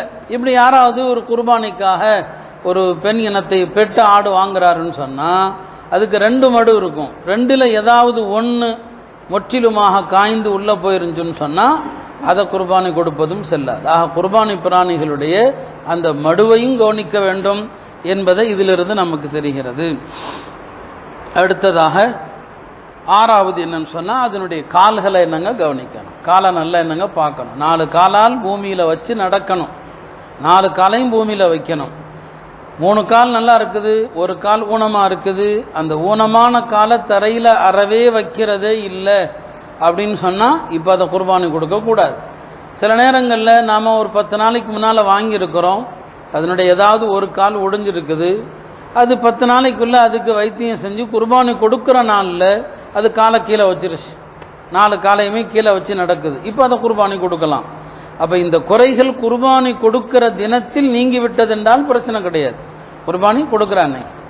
அதே மாதிரி இன்னொரு சட்டத்தையும் தெரியணும். ஒரு ஆடோ மாடோ எந்த குறையும் இல்லாமல் தான் இருக்குது குர்பானி கொடுக்கிற நேரம் வரைக்கும். நம்ம அறுக்கிற நேரத்தில் ஏதாவது தவறு நடந்து விட்டால் அப்போ பிரச்சனை இல்லை. அறுக்க போகிற நேரத்தில் ஒரு ஆட்டை நாம் கையாண்ட விதத்தில் அதனுடைய காலோ காதோ ஏதோ ஒன்று துண்டிக்கப்பட்டுடுச்சு, கூர்மையான கத்தி ஏதோ ஒரு இடத்துல பட்டு துண்டிக்கப்பட்டுடுச்சு, லேசா உயிர் இருக்குது, ஏதாவது சேதம் ஏற்பட்டு போச்சு அறுக்கக்கூடிய நேரத்தில், இப்போ பிரச்சனை இல்லை. அறுக்கிற நேரத்தில் ஏதாவது அந்த பிராணிக்கு ஊனங்களோ குறைகளோ ஏற்பட்டுடுச்சுன்னு சொன்னால் பிரச்சனை இல்லை. அதே ஆட்டை என்ன செய்யலாம், குர்பானி கொடுக்கலாம். இது அதனுடைய உறுப்புகளில் என்னங்க கவனிக்கத்தக்கது. அதே போல தான் குர்பானி பிராணிகளில் கவனிக்கத்தக்கது அதனுடைய பற்களையும் கவனிக்கணும். எல்லா பல்லுமே விழுந்து அது சரியான தீனியை கூட சாப்பிட முடியாத அளவுக்கு ஆயிடுச்சுன்னு சொன்னால் அத்தனை பல்லும் விழுந்ததையும் என்ன செய்யக்கூடாது, குர்பானி கொடுப்பது செல்லாது. பல்லெல்லாம் விழுந்தாலும் சாப்பிடுது அப்படின்னு சொன்னால் அதை கொடுக்கலாம், ஆனாலும் அது மக்ரூஹாக இருக்கிறது.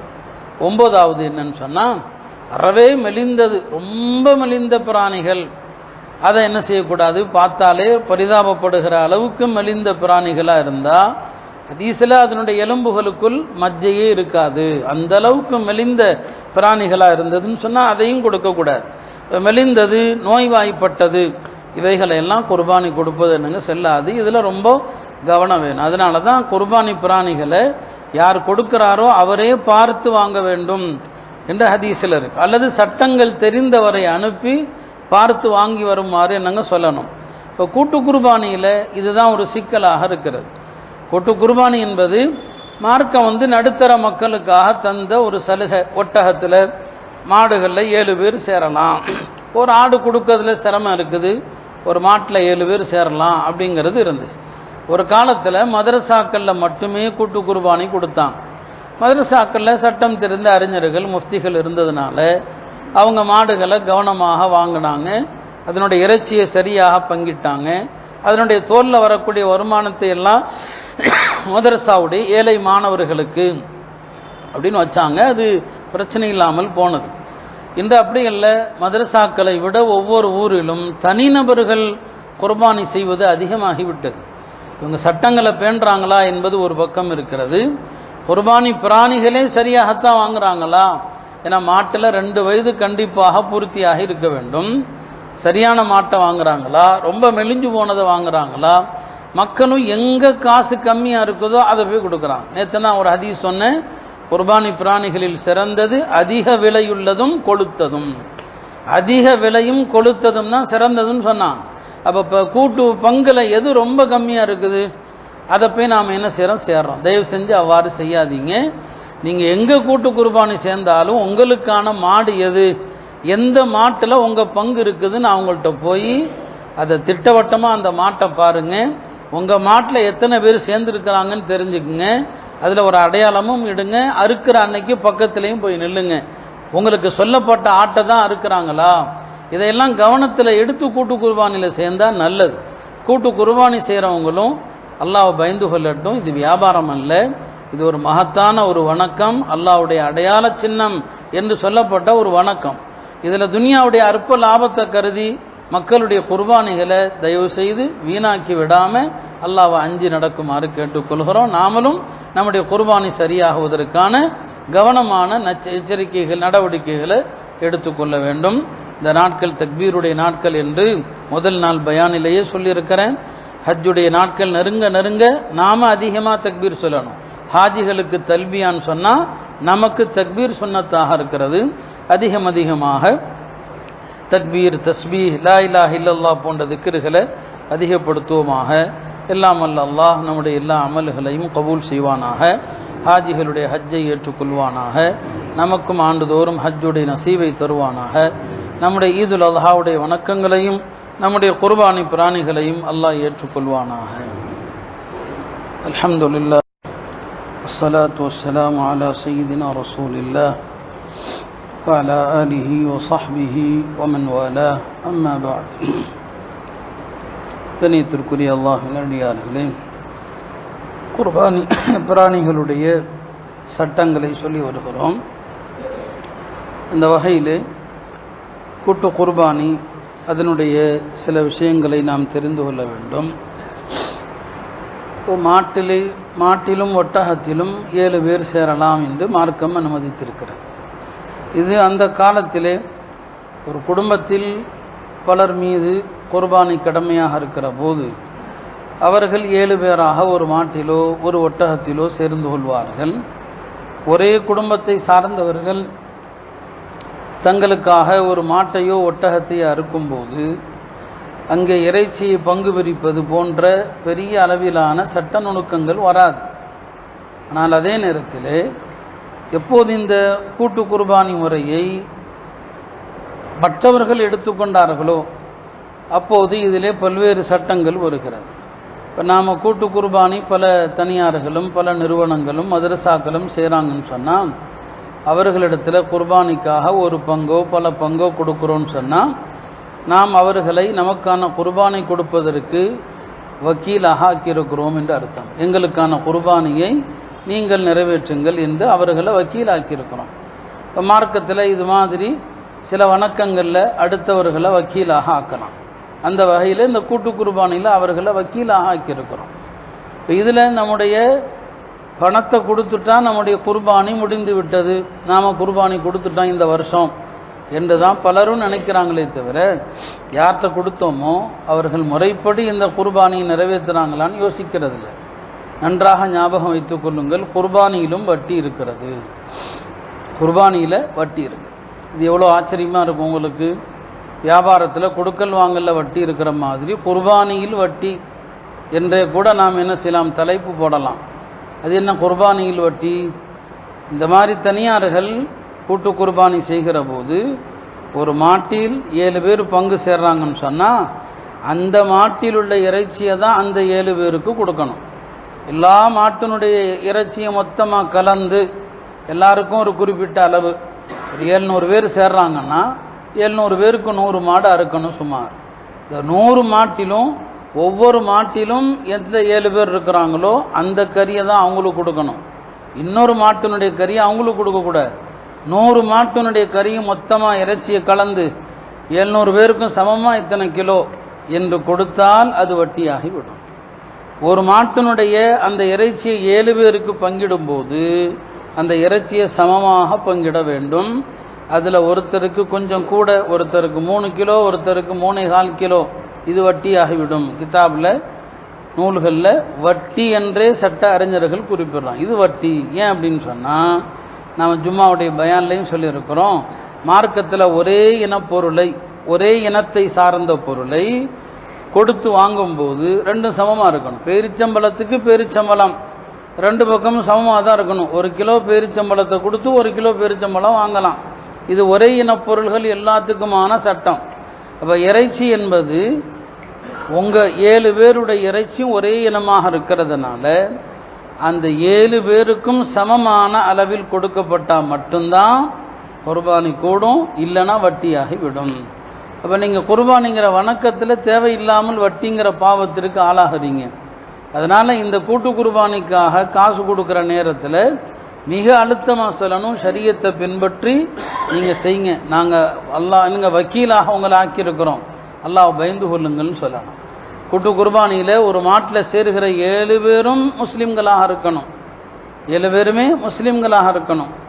அதே போல தான் 7 பேருமே குர்பானியோ அக்கீக்காவோ ஏதாவது ஒரு வணக்கத்தினுடைய நீயத்தில் சேரணும். அப்படி இல்லாமல் ஒரு மாட்டில் 5 பேர் சேர்ந்துட்டாங்க, ஒரு 2 பேருக்கு ஆள் இல்லாமல் இருக்குது. அவர் தான் நண்பர்கிட்ட சொல்கிறாரு, எப்போ அவர் 2 பேர் ஆள் இருந்தால் பிடிச்சி கொடுப்பான்னு சொல்லி. 2 பேருக்கு ஆள் இல்லையா, சரி அந்த 2 பேருடைய இடத்துல நான் சேர்ந்துக்கிறேன், 2 பங்கு நான் கொடுத்துக்கிறேன் அப்படின்னு ஒருத்தர் சேர்றார். அவருக்கு குர்பானியுடைய நியத்தே கிடையாது. நண்பர் கேட்டதற்காக ஒத்துழைக்கும் நோக்கத்தில் ஒரு 2 பங்குக்கான காசை கொடுக்குறார். நண்பர் கேட்டுக்கிட்டார் என்பதற்காக உதவி செய்கிற நோக்கத்தில் நாம் ஒரு 2 பங்குக்கான காசை கொடுத்துருவோம். அவருக்கு குர்பானியோ அக்கீக்காவோ வேறு எதுவும் நியத்து இல்லைன்னு சொன்னால் இப்போ அந்த 7 பேருடைய குர்பானியும் வேஸ்ட் ஆகிவிடும், யாருடைய குர்பானியுமே செல்லாது. ஆக குர்பானி ஒரு பங்கில் சேருகிற 7 பேருமே அக்கீக்காங்கிற நீயத்தோ அல்லது குர்பானிங்கிற நீயத்தோ ஒரு வணக்கத்தை நீயத்து செஞ்சு சேரணும். அப்போ இதெல்லாம் கவனிக்காமல் வெறுமனே இறைச்சிக்காக சேரக்கூடியவர்களும் இருக்கலாம். வீட்டில் ஆடு கொடுப்பாங்க, கொஞ்சம் மாட்டு இறைச்சி தேவை, நிறைய ஏழைகளுக்கு கொடுக்கலாம் என்பதற்காக இந்த எண்ணத்தில் சேர்ந்தாங்கன்னா குர்பானி செல்லாமல் போய்விடும். இப்படி குர்பானி கூட்டு குர்பானி செய்கிறவங்க தயவு செய்து சட்டத்தை தெரிந்து கொண்டு செஞ்சால் நல்லது. இல்லைன்னா ஊரில் சேருகிற எல்லாருடைய குர்பானி வேஸ்ட்டாக போயிடும், காசு வேஸ்ட்டு, நேரம் வேஸ்ட்டு, எல்லாமே வீணாக போயிடும். குர்பானியினுடைய தோள்கள் இதர பொருள்களுடைய சட்டங்களை எல்லாம் தெரிந்து செய்தால் நல்லது. அதனால தான் கூட்டு குர்பானி விஷயத்தில் ரொம்ப நமக்கு கவனம் தேவை. அது ஒரு வியாபாரமயமாகி விட்டது, எல்லாருமே ஆளாளுக்கு குர்பானி செய்கிறாங்க. உதவி செய்கிற நோக்கத்தில் செஞ்சால் அவருக்கு சவாபு பன்மடங்காக கிடைக்கும். சரி, மக்கள் போய் மாடு வாங்க முடியுமா, எல்லாரும் அவங்கவுங்க வீட்டில் குர்பானி கொடுக்க முடியாது, பல்வேறு சிரமங்கள் இருக்குது, நாம் மக்களுக்கு உதவி செய்வோம் என்ற நோக்கத்தில் செஞ்சால் அவருக்கு பல மடங்கு கூலி இருக்குது. சட்டங்களை புறக்கணித்து விட்டு செய்தால் எல்லாருடைய பாவச் சுமைகளையும் அவர் தான் சுமக்க வேண்டியது இருக்கும். இதை நன்றாக கவனித்து கொள்ளணும். இறைச்சி போன்ற விஷயங்களில் சமமாக பங்கிடணும். இப்போ கொஞ்சம் முன்ன பின்ன ஆகிற மாதிரி இருந்துச்சுன்னு சொன்னால் அதுக்கு சட்ட அறிஞர்கள்ட்ட சட்டங்களை கேட்கலாம். எல்லாருக்கும் எங்களுக்கு சமமாக கொடுக்கறதுல சில சிரமங்கள் இருக்குது, அப்போ என்ன செய்கிறது? இப்போ ஆலிம்கள்கிட்ட கேட்கணும். 7 பேருக்கும் நாங்கள் சமமாக கொடுக்க முடியலன்னா என்ன செய்யலாம்? அதுக்கும் உலமாக்கள் வழி சொல்லியிருக்கிறாங்க. அந்த வழியை நம்ம ஆலிம்கள்கிட்ட கேட்டு யாராவது ஒரு அறிஞர்களை பக்கத்தில் ஒரு நல்ல சட்டம் தெரிந்தவர்களை வைத்து கொண்டு பிரிக்கிறத இந்த வேலையை செஞ்சால் நல்லதாயிடும். எந்த விதமான தவறுகளுக்கும் சட்டப்புறம்பான விஷயங்களுக்கும் ஆளாகாமல் போயிடலாம். அதே போல் குர்பானி இறைச்சி, அது ஆடோ அல்லது வேறு இறைச்சியோ, அந்த இறைச்சியை 3ஆக பங்கிட வேண்டும். அது நமக்கு தெரிந்த விஷயம். தனக்கே மொத்தமாக வைத்து கொள்ள வேண்டும் என்று நினைத்தாலும் தவறில்லை. குர்பானி இறைச்சியை முஸ்லீம் அல்லாதவர்களுக்கும் கொடுக்கலாம், அதில் எந்த தவறும் கிடையாது. அப்போ அவங்க கேட்டு வந்தால் அதையே கொடுக்கறதுல ஒன்றும் தவறு இல்லை. தனியாக இறைச்சி வாங்கி செய்யணுங்கிற அவசியம் கிடையாது.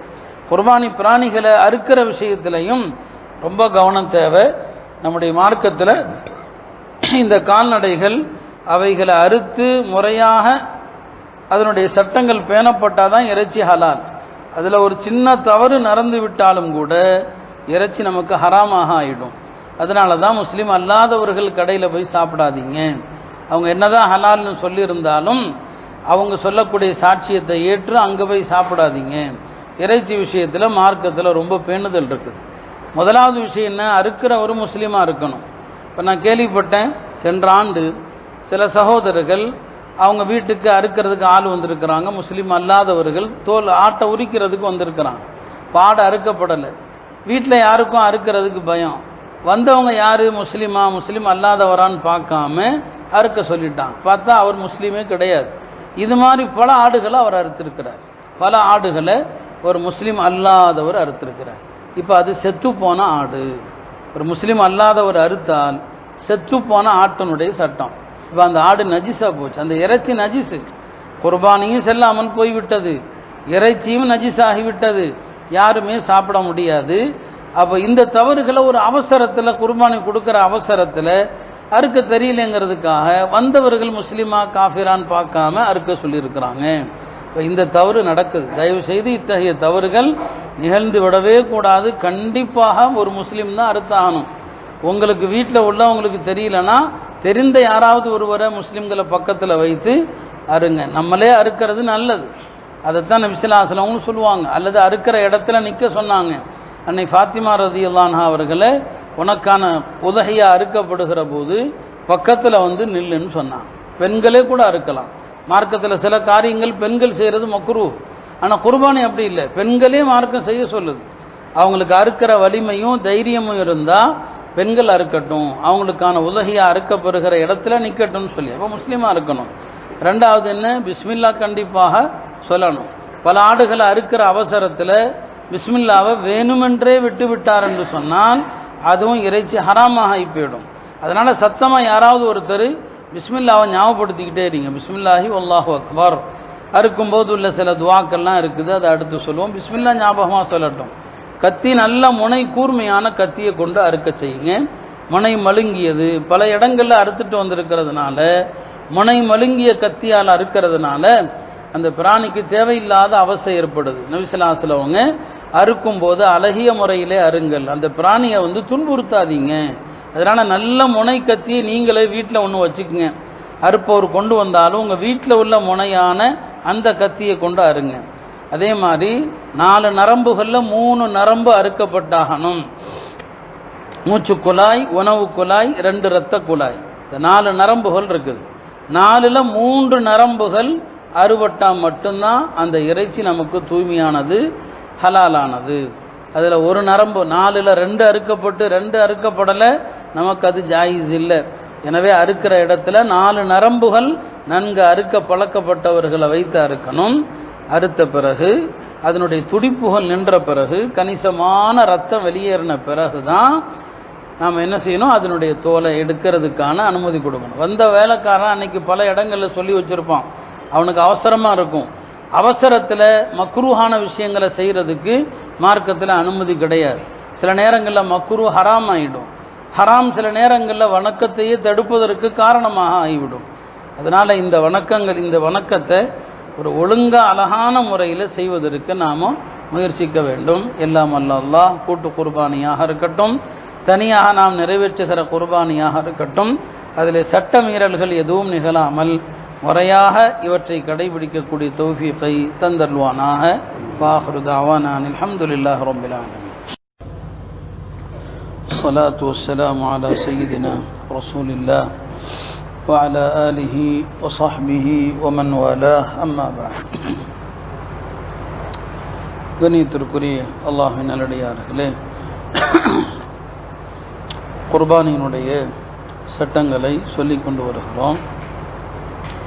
இந்த வகையில் பிராணிகளை குர்பானி கொடுப்பவரே அறுப்பது நல்லது, அல்லது குறைந்தபட்சம் அறுக்கும் இடத்தில் அவர் நிற்பது நல்லது, அவர் முன்னிலையிலே அறுக்கப்பட வேண்டும் என்பது.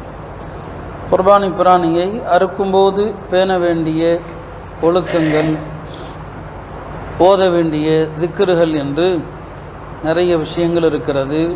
அதை நாம் ஒவ்வொரு ஆண்டும் கேள்விப்படுகிறோம். குறைந்தபட்சம் இந்த திக்ருகளையாவது நாம் தெரிந்து வைத்திருப்பது அவசியமாக இருக்கிறது. ஒவ்வொரு ஆண்டும் கேட்குறோம், ஆனால் நாம் அதை மனப்பாடம் செய்கிறது கிடையாது. குர்பானி பிராணியை அறுக்கிறதுக்கு முன்னால் அதை கிபிலாவை நோக்கி கிடத்துவது நல்லது. சில காரியங்கள் முஸ்தஹப்பான விஷயங்கள், அதை பேணுவதனால நன்மை அதிகமாக கிடைக்கிறது. அதனுடைய முகத்தை கிபிலாவை நோக்கி அதை கிடத்தி, பொதுவாக ஆடு மாடுகளை படுக்க வைத்து அறுப்பது சுன்னத்தாக இருக்கிறது. ஒட்டகத்தை நிற்க வைத்து தான் அறுப்பாங்க. ஒட்டகத்தை அறுக்கிற முறை வேறு, ஆடு மாட்டை அறுக்கக்கூடிய முறை வேறு. ரெண்டுக்குமே அரபியில் தனித்தனி வார்த்தைகளும் இருக்கிறது. ஆட்டை கிபிலாவை நோக்கி படுக்க வைத்து அறுப்பவரும் கிபிலாவை முன்னோக்கி நிற்க வேண்டும். அறுக்கக்கூடிய கத்தியை நல்ல ஏற்கனவே முனைப்படுத்தி வைத்து கொள்ள வேண்டும். அறுக்கிற நேரத்தில் தவறாமல் மறக்காமல் பிஸ்மில்லா சொல்லணும். இதெல்லாம பொதுவாக அறுக்கிற நேரத்தில் குர்பானி பிராணிகளை அறுக்கிற நேரத்தில் இன்னி வஜ்ஜஹது வஜ்ஹிய லில்லதி ஃபதரஸ் ஸமாவாதி வல் அர்த ஹனீஃபன் வமா அன மினல் முஷ்ரிகீன் குல் இன்ன ஸலாத்தி வ நுஸுகி வ மஹ்யாய வ மமாத்தி லில்லாஹி ரப்பில் ஆலமீன் லா ஷரீக லஹு வ பிதாலிக உமிர்து அன மினல் முஸ்லிமீன். இது இப்ராஹிம் அலைஹிஸ்ஸலாம் சொன்னது தான். அதை சொன்னதை அல்லாஹ் குர்ஆன்லையும் சொல்லி காட்டுவான். அதனால குர்பானி பிராணி அறுக்கிற நேரத்தில் இந்த சொல்லப்பட்ட இந்த வாக்கியம் ரொம்ப பொருத்தமானது. வானங்கள் பூமியை படைத்த அந்த அல்லாஹ்வை நோக்கியே நான் முன்னோக்குகிறேன். நான் இணை வைப்பாளன் அல்ல. வேறு எந்த மதத்தின் பக்கமும் என்னுடைய உள்ளம் சாயக்கூடியதல்ல. அல்லாஹ்வுடைய மார்க்கமான இஸ்லாத்தின் பக்கமே என் உள்ளம் சாய்ந்திருக்கிறது. என்னுடைய தொழுகை, என்னுடைய குர்பானி, என்னுடைய வாழ்வு, என்னுடைய மரணம் எல்லாமே அல்லாஹ்வுக்கானது தான். நான் முஸ்லிம்களிலே ஒருவன். எவ்வளோ அழகான கருத்து பாருங்க. இந்த துவாவை சொல்லி அறுக்கிற போது அது எவ்வளோ உயிரோட்டமாக இருக்கும் என்று எண்ணி பாருங்க. எல்லாமே அல்லாஹ்வுக்காக தான். என்னுடைய வாழ்க்கை எல்லாமே ரப்புக்காக வேண்டிதான். அதனால் இந்த ஆண்டாவது இந்த இன்னி வஜ்ஜஹத்துவை எழுதி என்ன செய்யுங்க, மனப்பாடம் செய்யுங்க. அறுக்கிற நேரத்தில் இதை சொல்லிக்கொள்ளுங்க. பிறகு இது யாருக்காக அறுக்கப்படுது என்பதை சொல்லிக்கொண்டால் நல்லது. நீங்கள் உங்களுக்காக கடமை நீக்கிறதுக்காக இருக்கிறீங்கன்னா இது எனக்காகன்னு சொல்லி இதனுடைய நன்மையை எல்லாருக்கும் சேர்த்து விடு. நன்மையில் எல்லாத்தையும் கூட்டாக்கலாம். கடமை ஒரு ஆளுக்கு தான் நீங்கள் போகுது. யாரெல்லாம் இது எனக்காக, இதனுடைய நன்மை என் குடும்பத்தாருக்கும், நீங்கள் யாரையெல்லாம் நினைக்கிறீங்களோ எல்லாரையுமே நன்மையில் கூட்டாக்கலாம். நபி ஸல்லல்லாஹு அலைஹி வஸல்லம் ஒட்டுமொத்த உம்மத்தையும் நன்மையில் கூட்டாக்குனாங்க. அவங்க பிராணி அறுக்கிற நேரத்தில் இது எனக்காக வேண்டியும் என்னுடைய உம்மத்துக்காக வேண்டியும் சொன்னாங்க. இப்போ உம்மத்தை நன்மையில் சேர்த்துக்கிட்டாங்க. இப்போ அறுக்கிற நேரத்தில் எல்லா மக்களுடைய நன்மையும் உங்கள் மனதில் இருக்குமேயானால் இன்னும் அதிகமாக கூலி கிடைக்க போகுது. எல்லாரையும் நன்மையில் சேர்த்தா உங்களுடைய குர்பானி ஏற்கப்படுவதற்கு வாய்ப்பு அதிகம். இதை சொல்லிக்கொள்ளுங்க. அதே மாதிரி தான் அறுத்து முடிக்கிற நேரத்தில் அல்லாஹும்ம தகப்பல் மின்னி, அல்லாஹ் என்னுடைய இந்த குர்பானி ஏற்றுக்கொள்வாயாக. இப்ராஹிம் அலைஹிஸ்ஸலாமிடமிருந்து ஏற்றது போல, நபி ஸல்லல்லாஹு அலைஹி வஸல்லம் அவர்களிடமிருந்து ஏற்றது போல என்னுடைய குர்பானியையும் ஏற்பாயாக. இப்போ இதெல்லாம் சும்மா சாதாரணமாக நம்ம கடந்து போயிடக்கூடாது. இதெல்லாம் சொல்லணும். மார்க்க விரும்புகிறது இதையெல்லாம் சொல்லி அறுக்கணும்னு சொல்லி. இப்போ அறுக்கக்கூடிய நேரத்தில் ஒரு நபர் மட்டும் அறுக்கிறாருன்னா அவர் பிஸ்மில்லா சொல்றது போதும். அறுக்கிறது ஒருத்தர், அவருக்கு உதவியாக இன்னொருத்தரும் சேர்ந்து கத்தியை பிடிக்கிறாருன்னு சொன்னால் அந்த உதவியாக நிற்பவரும் பிஸ்மில்லா சொல்வது வாஜிபாக இருக்கிறார். யார் உதவிக்கு துணைக்கு கத்தியை பிடிக்கிறார் அல்லவா, அவரும் பிஸ்மில்லா சொல்றது கட்டாயமாக இருக்கிறது. எனவே பிஸ்மில்லாவை மறந்துடாமல் கவனமாக சொல்ல வேண்டும். ஞாபகம் இருக்கவே பிஸ்மில்லா சொல்லாமல் அறுத்தால் அந்த பிராணியை சாப்பிடுவது நமக்கு ஹராமாகி விடுகிறது. இதனால் குர்பானி அறுக்கிற நேரத்தில் பல்வேறு இதையும் நம்ம கவனிக்கிற நேரத்தில் சுன்னத்தான விஷயங்களை, இந்த ஓத வேண்டிய துவாக்களை நாம் கவனத்தில் எடுக்கிறதே கிடையாது. இதெல்லாம் கவனத்தில் எடுத்து செஞ்சால் நிறைய நன்மை கிடைக்கும். அதை ஞாபகத்தில் வைக்கணும். இன்னும் சில சட்டங்களை அடுத்து சொல்கிறேன். இன்னொரு முக்கியமான விஷயத்தை நான் ஞாபகப்படுத்த விரும்புகிறேன். இப்போது ஹாஜிகள் அவங்க இன்றைக்கி மினாவுக்கு போயிருப்பாங்க. நாளைக்கு அவங்களுக்கு அரஃபா. இப்போ நமக்கு வெள்ளிக்கிழமை தான் அரஃபா. இன்றைக்கு சமூக ஊடகங்கள் பரவிவிட்ட காலத்தில் நிறைய குழப்பமான பயான்கள். இப்போ சவுதியில் ஆஜிகளே நாளைக்கு அரஃபாவில் இருக்கும்போது நாம் எப்படி வெள்ளிக்கிழமை நோன்பு வைக்கிறது என்றெல்லாம் சிலர் லாஜிக்காக பேசுகிற மாதிரி பேசுவாங்க. மார்க்கத்தில் அறிவுக்கு இடம் இல்லை. ஹாஜிகள் சவுதியில் இருக்கிறாங்க. அவங்க பிறப்பாத்த கணக்கில் நாளைக்கு அவங்களுக்கு அரஃபாவாகி விடுகிறது. அந்தந்த பகுதியில் பிறை எப்போது தென்படுகிறதோ அதை பொறுத்து தான் வணக்கங்கள் ஆரம்பிக்கும். வணக்கங்கள் ஒரே மாதிரி உலகம் முழுக்க எல்லாரும் ஃபஜ்ர் தொழ முடியாது. நாம் இப்போ ஃபஜ்ர் தொழுகிறோம், நமக்கு நேரம் வந்திருக்குது. அமெரிக்காவில் இப்போ நேரம் வரல, அவங்க ஃபஜ்ர் தொழ முடியாது. நமக்கு பிறை தென்பட்டதிலிருந்து தான் கணக்கே தவிர அங்கே என்னைக்கு அரஃபாவுல அப்படிங்கிறத பார்க்கக்கூடாது. இது சஹாபாக்கள் காலத்தில் இருந்தே இருக்கிறது. ஹஜ்ரத் ஆயிஷா அவர்களிடத்தில் இதே துல்ஹஜ்ஜுடைய மாதம் தான் மதீனாவில் எல்லாருமே அரஃபா நோன்பு வச்சுருக்கிறாங்க. அன்னை ஆயிஷா ரதியல்லாஹு அன்ஹாவுடைய ஒரு மாணவர் மஸ்ரூக் என்று சொல்லுவாங்க. அவங்க அன்னை ஆயிஷாவை சந்திக்க வர்றாங்க. சந்திக்க வந்தவங்க அன்னை ஆயிஷாவிடத்தில் எனக்கு குடிப்பதற்கு ஏதாவது கொடுங்கன்னு கேட்குறான். இப்போ ஆயிஷா ரலியல்லாஹு கேட்டாங்க, என்ன இன்னைக்கு நோன்பு வைக்கலையாப்பான்னு கேட்டான். ஏன்னா அன்னைக்கு மதீனால அரஃபா நோன்பு இல்லையான்னு கேட்டான். இப்போ அவர் சொன்னார், இல்லை மக்கால இன்னைக்கு ஈதுடைய நாளாக இருக்குது, மக்கால பிற 10, மக்கால எப்போவுமே ஒரு நாள் முந்தி இருக்கும் பெருமானார் காலத்திலேயே. இப்போ அவர் சொல்கிறாரு, அங்கே இன்னைக்கு ஈதாச்சு, நமக்கும் ஈதா இருக்கலாம்ல, ஈது அன்னைக்கு நோன்பு வைக்கக்கூடாதுன்னு சொல்லி. அன்னை ஆயிஷா ரலியல்லாஹு அன்ஹா உடனே சொன்னாங்க, இல்லைப்பா நீ செஞ்சது தப்பு. நம்முடைய பகுதியில் இருக்கிற அமீர் என்னைக்கு அரஃபான்னு அறிவிச்சாரோ அன்னைக்கு தான் நமக்கு அரஃபா. நம்ம ஊரில் உள்ள அமீர் என்னைக்கு பெருநாள்னு சொல்கிறாரோ அன்னைக்கு தான் பெருநாள். அன்னை ஆயிஷா அரபியில் சொன்ன வார்த்தை தெளிவாக இருக்குது. அரஃபா யௌம அரஃபா யௌம யுஅர்ரிஃபுல் இமாம். நம்ம பகுதி காதி என்னைக்கு அரஃபான்னு சொன்னாரோ அன்னைக்கு தான் அரஃபா. எனவே நமக்கு நாளைக்கு தான் பெருநாள், இன்னைக்கு பெருநாள் என்று நீ நினைப்பது இருக்குதே அது தவறுன்னு சொன்னாங்க. அப்போ இது சஹாபாக்கள் காலத்திலிருந்தே இருக்குது. மதீனால ஒரு நாள் லேட்டாக பெருநாள் கொண்டாடுறாங்க, சிரியாவில் ஒரு நாள் முன்னால் கொண்டாடுறாங்க. இது 14 நூற்றாண்டுகளாக இருக்குதே தவிர இது ஒன்றும் புதுசு இல்லை. இன்றைக்கி நாம் இந்த சேனல்களை பார்க்கறதுனால உலகத்தில் எங்கே பெருநாள் எல்லாம் நமக்கு தெரியுது, அவ்வளோதானே தவிர இன்று நேற்று கிடையாது. இந்த பிறையில் வேறுபாடு என்பது 14 நூற்றாண்டுகளாக இருக்குது. அதனால் இதில் யாரும் குழம்பக்கூடாது. நமக்கு நாளைக்கு அரஃபா கிடையாது, வெள்ளிக்கிழமை தான் நமக்கு தக்பீர் ஆரம்பிக்குது. நாளைக்கு இன்ஷா அல்லாஹ் தக்பீருடைய சட்டங்களை பற்றி நாளைக்கு சொல்லுவோம். நாம் வெள்ளிக்கிழமை தான் அரஃபா நோன்பு வைக்கணும். அது சவுதியில் பெருநாளாக கூட இருக்கலாம், நம்ம கணக்கில் அது வெள்ளிக்கிழமை தான். இப்படி தான் நபி ஸல்லல்லாஹு அலைஹி நமக்கு சொல்லி தந்தாங்க. நீங்கள் என்னைக்கு பிறை பார்த்து அரஃபா நோன்பு வைக்கிறீங்களோ அன்னைக்கு தான் அரஃபா, என்னைக்கு ஈதுல் அத்ஹா கொண்டாடுறீங்களோ அன்னைக்கு தான். வேறு நாட்டில் எப்படி இருக்குது இதை பார்த்து நம்ம தயவு செய்து குழம்ப வேண்டாம். நிறைய மக்கள் இதில் குழம்பி போயிருக்கிறாங்க. பல்வேறு பேச்சாளர்களுடைய குழப்பங்களின் காரணமாக எந்த தெளிவு என்னங்க குழப்பமும் தேவையில்லை. நம்ம அன்னைக்கு நோன்பு வைத்தாலே போதுமானது. இப்போ ஹாஜிகள் அவங்களுக்கு நாளைக்கு அரஃபா. இப்போ ஹாஜிகளுக்கு தல்பியாவும் இருக்குது, தக்பீரும் இருக்குது. ஹாஜிகளும் கேட்கறதுனால இந்த சட்டத்தை சொல்கிறோம். ஹாஜிகள் நாளைக்கு அவங்க மக்கால ஃபஜ்ர்ல இருந்து முதல்ல தக்பீர் சொல்லணும், அப்புறம் தல்பியா சொல்லணும். முதல்ல தக்பீர், அப்புறம் அவங்க தல்பியா சொல்லணும். அதுக்கப்புறம் அவங்களுக்கு தல்பியாங்கிறது துல்ஹஜ் 9ஓட முடிஞ்சிடும். 10ல் இருந்து தக்பீர் மட்டும்தான் சொல்லுவாங்க. இன்ஷா அல்லாஹ் நாளை தக்பீருடைய அந்த சட்டங்களையும் சொல்லுவோம். எல்லாம் வல்ல அல்லாஹ் மார்க்கத்தை சரியாக புரிந்து அமல் செய்யக்கூடிய தௌஃபீக்கை தருவானாக. வஸ்ஸலாத்து வஸ்ஸலாமு அலா சய்யிதினா ரசூலில்லாஹ் வஅலா ஆலிஹி வஸஹ்பிஹி வமன் வாலாஹ். அம்மா பஅத். கண்ணியத்திற்குரிய அல்லாஹ்வின் நல்லடியார்களே, நாளை காலை ஃபஜ்ர் முதல் தக்பீர் ஆரம்பமாகிறது. நம்முடைய பிறை கணக்குப்படி நாளை தினம் அரஃபாவுடைய நாளாக இருக்கிறது.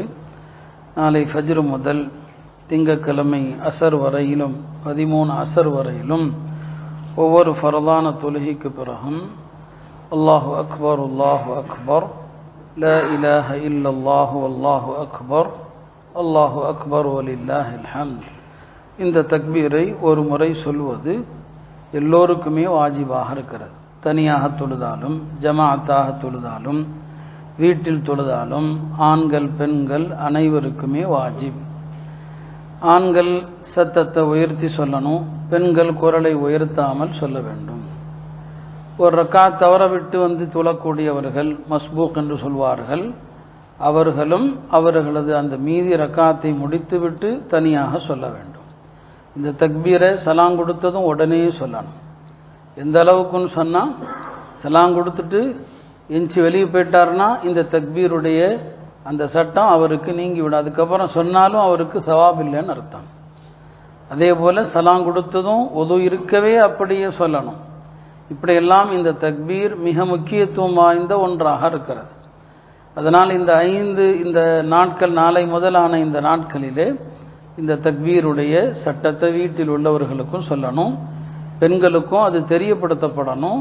இந்த நாட்களில் ஒவ்வொரு ஃபரலான தொழுகைக்கு பிறகும் தக்பீர் சொல்வது வாஜிபாக இருக்கிறது. சுன்னத்தில் வாஜிப், ஒரு தடவை கண்டிப்பாக சொல்லி ஆகணும். ஒரு வாஜிபான அமலை விடுறது என்பது ஒரு குற்ற செயலாகிவிடும். அதனால் மறக்காமல் என்ன செய்யணும், சொல்லணும். ஆக இந்த தக்பீர் ஏற்கனவே நாம் இந்த பயானுடைய துவக்கத்திலே சொல்லியிருக்கிறோம். துல்ஹஜ்ஜினுடைய இந்த ஆரம்ப நாட்களில் 2 வகையான தக்பீர் இருக்கிறது. ஒன்று அரஃபாவுடைய ஃபஜ்ரிலிருந்து ஆரம்பிக்கிற தக்பீர், அது ஃபர்துக்கு பிறகு சொல்ல வேண்டிய தக்பீர். இன்னொரு தக்பீர் பொதுவான தக்பீர். இந்த நாட்களில் அதிகமாக தக்பீர் சொல்லிக்கொண்டே இருக்கணும். கால்நடைகள் எல்லாம் வர ஆரம்பித்து விட்டது. இந்த கால்நடைகள் அல்லாஹ்வுடைய அடையாளங்கள், குர்பானி பிராணிகள். இந்த கால்நடைகளை பார்க்கும்போது தக்பீர் சொல்லணும். ஈதுடைய இரவுல தக்பீர் அதிகமாக சொல்லணும். ஈது தொழுகைக்கு வரும்போது சொல்லணும். ஆக இந்த நாட்கள் அந்த 13 முடிகிற வரைக்கும் அசர் வரையிலும் அதிகமாக நாம் தக்பீர் சொல்லணும். இந்த நாட்களை ரொம்ப கண்ணியப்படுத்துகிற போது இன்றைக்கு ஹாஜிகள் எல்லாம் அவங்களுக்கு அரஃபாவுடைய நாளாக இருக்கிறது. நம்முடைய உள்ளமும் அங்கே இருக்கணும். நாம் இதை மதிக்கணும். அல்லாஹ் நமக்கும் இந்த வாய்ப்பை தர வேண்டும் என்று எந்த அளவுக்கு உணர்வுபூர்வமாக நாம் இருக்கிறோமோ அல்லாஹ் ஹஜ்ஜினுடைய வாய்ப்பை நசீபாக்குறான். அல்லாஹ் அந்த வாய்ப்பை எல்லோருக்கும் தருவானாக. ஆக இந்த தக்பீருடைய இந்த சட்டத்தை நாம் தெரிந்து கொள்ள வேண்டும். இந்த தக்பீர் ஹாஜிகளுக்கும் இருக்குதுன்னு சொல்லியிருக்கிறேன். அவங்களும் ஃபரதான தொழுகைக்கு பிறகு தக்பீர் சொல்லிட்டு அப்புறம் தான் தல்பியா சொல்லணும். தக்பீர் தான் முதலிடம். தல்பியா கூட சுன்னத்து தான், ஆனால் தக்பீர் வாஜிபாக இருக்கிறது. அடுத்தது நாளைய தினம் நமக்கான அரஃபாவுடைய நாளாக இருக்கிறது. அரஃபாவுடைய நாள் அன்று நபி ஸல்லல்லாஹு அலைஹி வஸல்லம் அவங்க நோன்பு வைப்பதை ரொம்ப வலியுறுத்தப்பட்ட ஒரு சுன்னத்தாக ஆக்கியிருக்கிறான். சுன்னத்தை முஅக்கதான்னு சொல்லுவாங்க. யார் அரஃபா நாள் அன்று நோன்பு வைக்கிறாரோ அவருடைய கடந்த ஆண்டினுடைய பாவங்களும் மன்னிக்கப்படும், வரக்கூடிய ஆண்டினுடைய பாவங்களும் மன்னிக்கப்படும். கடந்த ஆண்டு நாம் செய்த பாவங்கள் இந்த நிகழக்கூடிய ஆண்டு இந்த பாவங்கள் மன்னிக்கப்படுவது என்றால் அது நமக்கு புரிகிறது. வரக்கூடிய ஆண்டுடைய பாவம் மன்னிக்கப்படுதல் என்பதுக்கு என்ன அர்த்தம்? வரக்கூடிய ஆண்டிலே அவர் பாவங்கள் செய்யாமல் பெரிய பாவங்களில் ஈடுபடாமல் பாதுகாக்கப்படுவார் என்று அர்த்தம். ஆக 2 ஆண்டுகளுடைய பாவங்கள் மன்னிக்கப்படுகிறது என்று சொன்னான். இது ஹாஜிகளுக்கு அரஃபா அன்னைக்கு நோன்பு வைக்கக்கூடாது, அவங்களுக்கு மக்ரூஹ். நபி ஸல்லல்லாஹு அலைஹி வஸல்லம் அவங்க அரஃபாவில் இருந்தபோது அப்போ அவங்க நோன்பு வச்சிருக்கிறாங்களா என்று பலருக்கும் தெரியல. அப்போது ஹஜ்ரத் உம்மு ஹானி ரலியல்லாஹு அன்ஹா அவர்கள் பெருமானார் நோன்பு வைக்கலன்னு மக்களுக்கெல்லாம் காட்டணும், ஏன்னா மக்களுக்கு தெரியல ஹாஜி நோன்பு வைக்கணுமா இல்லையான்னு சொல்லி ஒரு குவளையில் கொண்டு போய் பால் கொடுத்தாங்க. நபி ஸல்லல்லாஹு அலைஹி வஸல்லம் அவங்க எல்லா மக்களுக்கும் தெரிகிற மாதிரி நான் நோன்பு வைக்கல பார்த்துக்கங்கன்னு சொல்லி அந்த பாலை குடித்தாங்க. அப்போ அரஃபாவுடைய தினத்தில் ஹாஜிகளுக்கு நோன்பு கிடையாது. அவங்க அன்னைக்கு பூரா துவாவும் மற்ற அமல்களும் இருக்கிறதுனால நம்முடைய மார்க்கம் இயற்கையான மார்க்கம். ஹாஜிகளை நோன்பு வைக்க சொன்னால் ரொம்ப கஷ்டமாக போயிடும். தீனு யூஸ்வரு, இந்த மார்க்கம் ரொம்ப லேசானது, அதனால் அவங்களுக்கு சொல்லப்படலை. ஆனால் அதே நேரத்தில் நமக்கு ரொம்ப வலியுறுத்தப்பட்டிருக்குது. இந்த நோன்பை சஹாபாக்களும் கவனத்தோடு வைப்பாங்க. அன்னை ஆயிஷா ரலியல்லாஹு அன்ஹா அவர்கள் ஒரு வருஷம் அரஃபாவுடைய நோன்பு வச்சுருக்கிறாங்க. பகலில் கொஞ்சம் அவங்களுக்கு உடல்நலம் பாதிக்கப்பட்டு கொஞ்சம் அப்படியே மயக்கமாக ஆகிற அளவுக்கு ஆயிட்டாங்க. இப்போ மக்கள் சொன்னாங்க, அன்னை அவர்களுக்கு தேன் ஏதாவது போகட்டுங்க, ரொம்ப உடல் பாதிக்கப்பட்டிருக்குன்னு சொல்லி. அதில் ஆயிஷா சொன்னாங்க, இல்லை இன்னைக்கு எந்த நாள் இது? இன்றைய நாளில் நோன்பு வைக்கிறத பற்றி நபி ஸல்லல்லாஹு அலைஹி வஸல்லம் அவர்கள் அதனுடைய சிறப்பையும் மேன்மையும் சொல்லி இருக்க நான் எப்படி இன்றைய நோன்பை விட முடியும்? இத்தனைக்கும் சுன்னத்தான நோன்பை வச்சுட்டு இடையில ஏதாவது கஷ்டம் வந்தால் ரொம்ப சிரமம் இருந்தால் முறிக்கலாம். ஆனால் அதே நேரத்தில் அவங்க சஹாபாக்கள் அப்படி சலுகைகளை எல்லாம் எடுக்க மாட்டாங்க. சொன்னாங்க, இந்த நாள் எவ்வளவு சிறப்பிற்குரிய நாள் இது, நான் எப்படி இந்த நோன்பை முறிக்க முடியும்னு சொன்னாங்க. அந்த அளவுக்கு சஹாபா பெருமக்கள் இந்த அரஃபா நாளை அவ்வளோ முக்கியத்துவம் கொடுத்தாங்க. நபி ஸல்லல்லாஹு அலைஹி வஸல்லம் சொன்னாங்க, யார் அரஃபா நாள் அன்று தன்னுடைய பார்வையை, தன்னுடைய நாவை, தன்னுடைய உள்ளத்தை பேணி பாதுகாக்கிறாரோ அவருடைய எல்லா பாவங்களும் மன்னிக்கப்படுகிறதுன்னு சொன்னாங்க. அதனால் நாளைய தினம் நாம் வீண் பேச்சுகளும் பேசாமல் இருக்கணும், தவறான பார்வைகளில் நம்முடைய பார்வைகளை செலுத்தாமல் இருக்கணும், நம்முடைய உள்ளத்தில் தவறான எண்ணங்கள் வராமல் பாதுகாத்தா நாளை தினம் நமக்கும் பொன்னாள் தான், எல்லா பாவங்களும் நமக்கும் மன்னிக்கப்படுது. ஹஜ்ரத் அலி ரலியல்லாஹு அன்ஹு அவர்களும் அரஃபா நாள் அன்று எல்லாருமே ஒரு துவாவை ஓதுங்கன்னு சொல்லி கொடுப்பாங்க. யா அல்லாஹ் என் பாவத்தை மன்னித்தருள், எனக்கு விசாலமான ரிஸ்கை கொடு. இது இந்த காலத்தில் எவ்வளோ தேவை இருக்குது நமக்கு தெரியும். வியாபாரத்தில் நெருக்கடிகள், எவ்வளோ போட்டிகள் நிறைந்த காலத்தில் அல்லாஹ்ட்ட கேளுங்க, யா அல்லாஹ் அவ்ஸிஅனி ஃபிர் ரிஸ்கில் ஹலால், ஹலாலான ரிஸ்கை எனக்கு தாராளமாக கொடுன்னு கேளுங்க. அடுத்து இன்னொரு சட்டத்தையும் சொல்லிக்கொள்கிறோம். இப்போ சில சகோதரர்கள் கேட்டாங்க, வெள்ளிக்கிழமை நாளைக்கு வருதே, ஒரு நோன்பு தனியாக வைக்கலாமான்னு சொல்லி. வெள்ளிக்கிழமை தனியாக நோன்பு வைக்கக்கூடாதுங்கிற சட்டம் எதுக்கு சொன்னாங்கன்னா, நாம விரும்பி தேர்ந்தெடுக்கிற நஃபிலான நோன்புகள் வெள்ளிக்கிழமை வச்சா அதிக நன்மை கிடைக்குங்கிற எண்ணத்தில் வைக்கக்கூடாதுன்னு சொன்னாங்க. அப்படி தான் அந்த ஹதீஸ் வருது. வெள்ளிக்கிழமையை பிரத்யேகமாக நோன்பு வைக்காதீர்கள், அது நம்மளா வைக்கிற நஃபில் நோன்புக்கு தான். அரஃபா மாதிரியான நோன்பு மார்க்கம் வைக்க சொல்லுது, அது மார்க்கமே தூண்டுகிறது. எனவே அந்த மாதிரி பதிவான வளமையான நோன்புகள் வெள்ளிக்கிழமை வறுமையானால் ஒரு நாள் மட்டும் வைக்கிறதுல எந்த மக்ரூஹும் கிடையாது. அது அந்த நோன்புக்கு பொருந்தாது. நாம தேர்ந்தெடுத்து வைக்கிற நஃபில் நோன்புகள் வெள்ளிக்கிழமை வைக்கிறது, ஒரு நாள் வைக்கிறது மக்ரூஹ். அரஃபா ஆஷூரா மாதிரி நோன்புலாம் வந்தால் மக்ரூஹ் கிடையாது. அதனால் இன்றைக்கும் நோன்பு வைக்கணுமானா கட்டாயம் இல்லை, ஒருத்தர் நன்மை நாடி வச்சா தவறும் இல்லை. மக்ரூஹ்னு நினச்சி யாரும் 2 நோன்பு வைக்கணும் அப்படின்னு கஷ்டப்பட்டு விட்டுறக்கூடாது. அதனால் ஒரு நோன்பு வைப்பதில், நாளை தினம் அரஃபா மட்டும் வைக்கிறதுல எந்த விதமான மக்ரூஹும் கிடையாது. அதனால் இந்த நோன்பை எல்லாருமே வைப்பதற்கு முயற்சி செய்யணும். குர்பானி பிராணிகள் வாங்குகிற வேலைகள் எல்லாம் இன்றைக்கே முடிச்சிருங்க, நாளைக்கு தினம் நோன்பு வைங்க. அரஃபாவை கண்ணியப்படுத்தணும், அரஃபாவை கண்ணியப்படுத்தினா அவருக்கு அல்லாஹ் ஹஜ்ஜுடைய நசீபை தருகிறான் என்று சொல்லப்படுது. எல்லாம் அல்ல அல்லாஹ் இந்த தக்பீருடைய அமலையும் நாளை அரஃபாவுடைய நோன்பையும் முறையாக நோக்கக்கூடிய தௌஃபீகை தருவானாக. நம் அனைவருக்கும் ஹஜ்ஜுடைய நசீபையும் தருவானாக. வஆகிரு தஅவானா அனில் ஹம்துலில்லாஹி ரப்பில் ஆலமீன். வஸ்ஸலாத்து வஸ்ஸலாமு அலா சய்யிதினா ரசூலில்லாஹ் வஅலா ஆலிஹி வஸஹ்பிஹி வமன் வாலாஹ். அம்மா பஅத். கண்ணியத்திற்குரிய அல்லாஹ்வின் நல்லடியார்களே, குர்பானியினுடைய பல்வேறு சட்டங்களை தொடர்ந்து இந்த நாட்களிலே சொல்லி வருகிறோம். இன்றைய நாள் துல்ஹஜ்ஜுனுடைய 9வது நாள். நேற்றைய தினம் அதனுடைய சிறப்புகளையும் எடுத்து சொல்லியிருக்கிறோம். குர்பானி அறுக்கிற முறைகள் எல்லாம் கூட விளக்கப்பட்டிருக்கிறது. குர்பானியினுடைய இறைச்சியினுடைய சட்டங்களையும் சற்றே நாம் தெரிந்து கொள்ள வேண்டும். குர்பானி இறைச்சியை பொறுத்தவரை அதை 3 விதமாக பிரிப்பதை உலமாக்கள் விரும்பத்தக்கது என்று சொல்வார்கள். ஏழைகளுக்கு தர்மமாக ஒரு பகுதியை கொடுப்பது, உறவினர்கள் நண்பர்களுக்கு ஒரு பகுதியை கொடுப்பது, 3இல் ஒரு பகுதியை நமக்கு வைத்துக் கொள்வது. குர்பானி இறைச்சியிலிருந்து கொஞ்சமேனும் நாம் சாப்பிடுவது சுன்னத்தாக இருக்கிறது. நமது வீட்டிலே எத்தனை ஆடுகள் அறுக்கப்பட்டாலும் ஒவ்வொரு ஆட்டிலிருந்தும் கொஞ்சத்தை சாப்பிடுறது. கூட்டு குர்பானியில் சேர்ந்திருப்போம், அந்த இறைச்சியிலிருந்து சிறிதளவு சாப்பிடுவது சுன்னத். நபி ஸல்லல்லாஹு அலைஹி வஸல்லம் அவர்கள் ஹஜ்ஜில் அவர்கள் 100 ஒட்டகங்கள் அறுத்தாங்க. எல்லா ஒட்டகத்திலிருந்தும் சிறிதளவு இறைச்சி எடுத்து அதை சமைத்து அதை குடித்தார்கள் என்று ஹதீஸில் வருது. 100 ஒட்டகத்தினுடைய இறைச்சியிலிருந்தும் கொஞ்சம் கொஞ்சம். அப்போ எத்தனை ஆடுகள் எத்தனை மாட்டில் நாம் பங்கு சேர்ந்திருந்தாலும் நமக்கான குர்பானி பிராணியிலிருந்து கொஞ்சத்தையாவது எடுத்து சாப்பிடணும். அதுக்கு காரணம் என்ன என்று சொன்னால் உலமாக்கள் சொல்லுவாங்க, இந்த குர்பானி இறைச்சி என்பது, குர்பானி பிராணிகள் என்பது அல்லாஹுடைய விருந்தளிப்பு. அல்லாஹ் நமக்கு இதை சாப்பிட்றதுக்கு அனுமதி கொடுத்துருக்கிறான். முந்தைய சமுதாயங்களில் அவங்க அல்லாஹ்வுக்காக அறுத்து பலியிடுகிற எதையுமே அவங்க சாப்பிட முடியாது. எல்லாத்தையும் என்ன செஞ்சிடணும், சதக்கா செய்யணும். ஒவ்வொரு சமுதாயத்தில் ஒவ்வொரு சட்டம் இருந்துச்சு. சில சமுதாயங்களில் குர்பானி பிராணியை அறுத்தாங்கன்னு சொன்னால் அந்த இறைச்சியை ஒரு மலை மீதோ உயரமான இடத்தின் மீதோ வச்சிருவாங்க.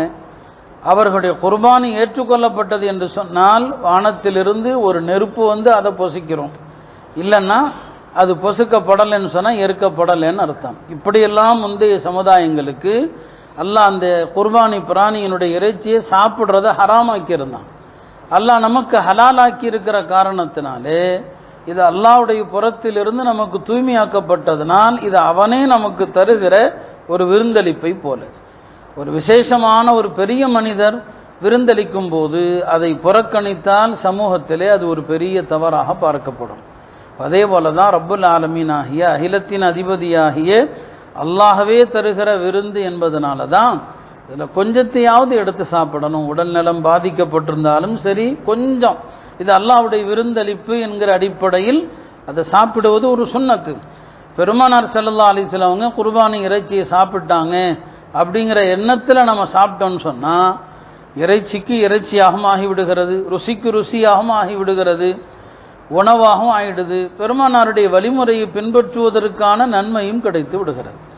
ஆக அந்த அடிப்படையில் நம்முடைய அனைத்து காரியங்களுமே வணக்கமாக மாறிவிடுகிறது நம்முடைய எண்ணங்களை பொறுத்து. எனவே நாளை தினம் குர்பானி பிராணிகளை அறுத்து அதனுடைய ஏதேனும் ஒரு பகுதியை நீங்கள் சாப்பிடுகிற போது நபி ஸல்லல்லாஹு அலைஹி வஸல்லம் அவங்க சாப்பிட்டாங்க என்ற எண்ணத்தோடு சாப்பிட்டா ஒரு சுன்னத்தை பின்பற்றிய மகத்தான நன்மையும் உங்களுக்கு கிடைத்து விடுகிறது.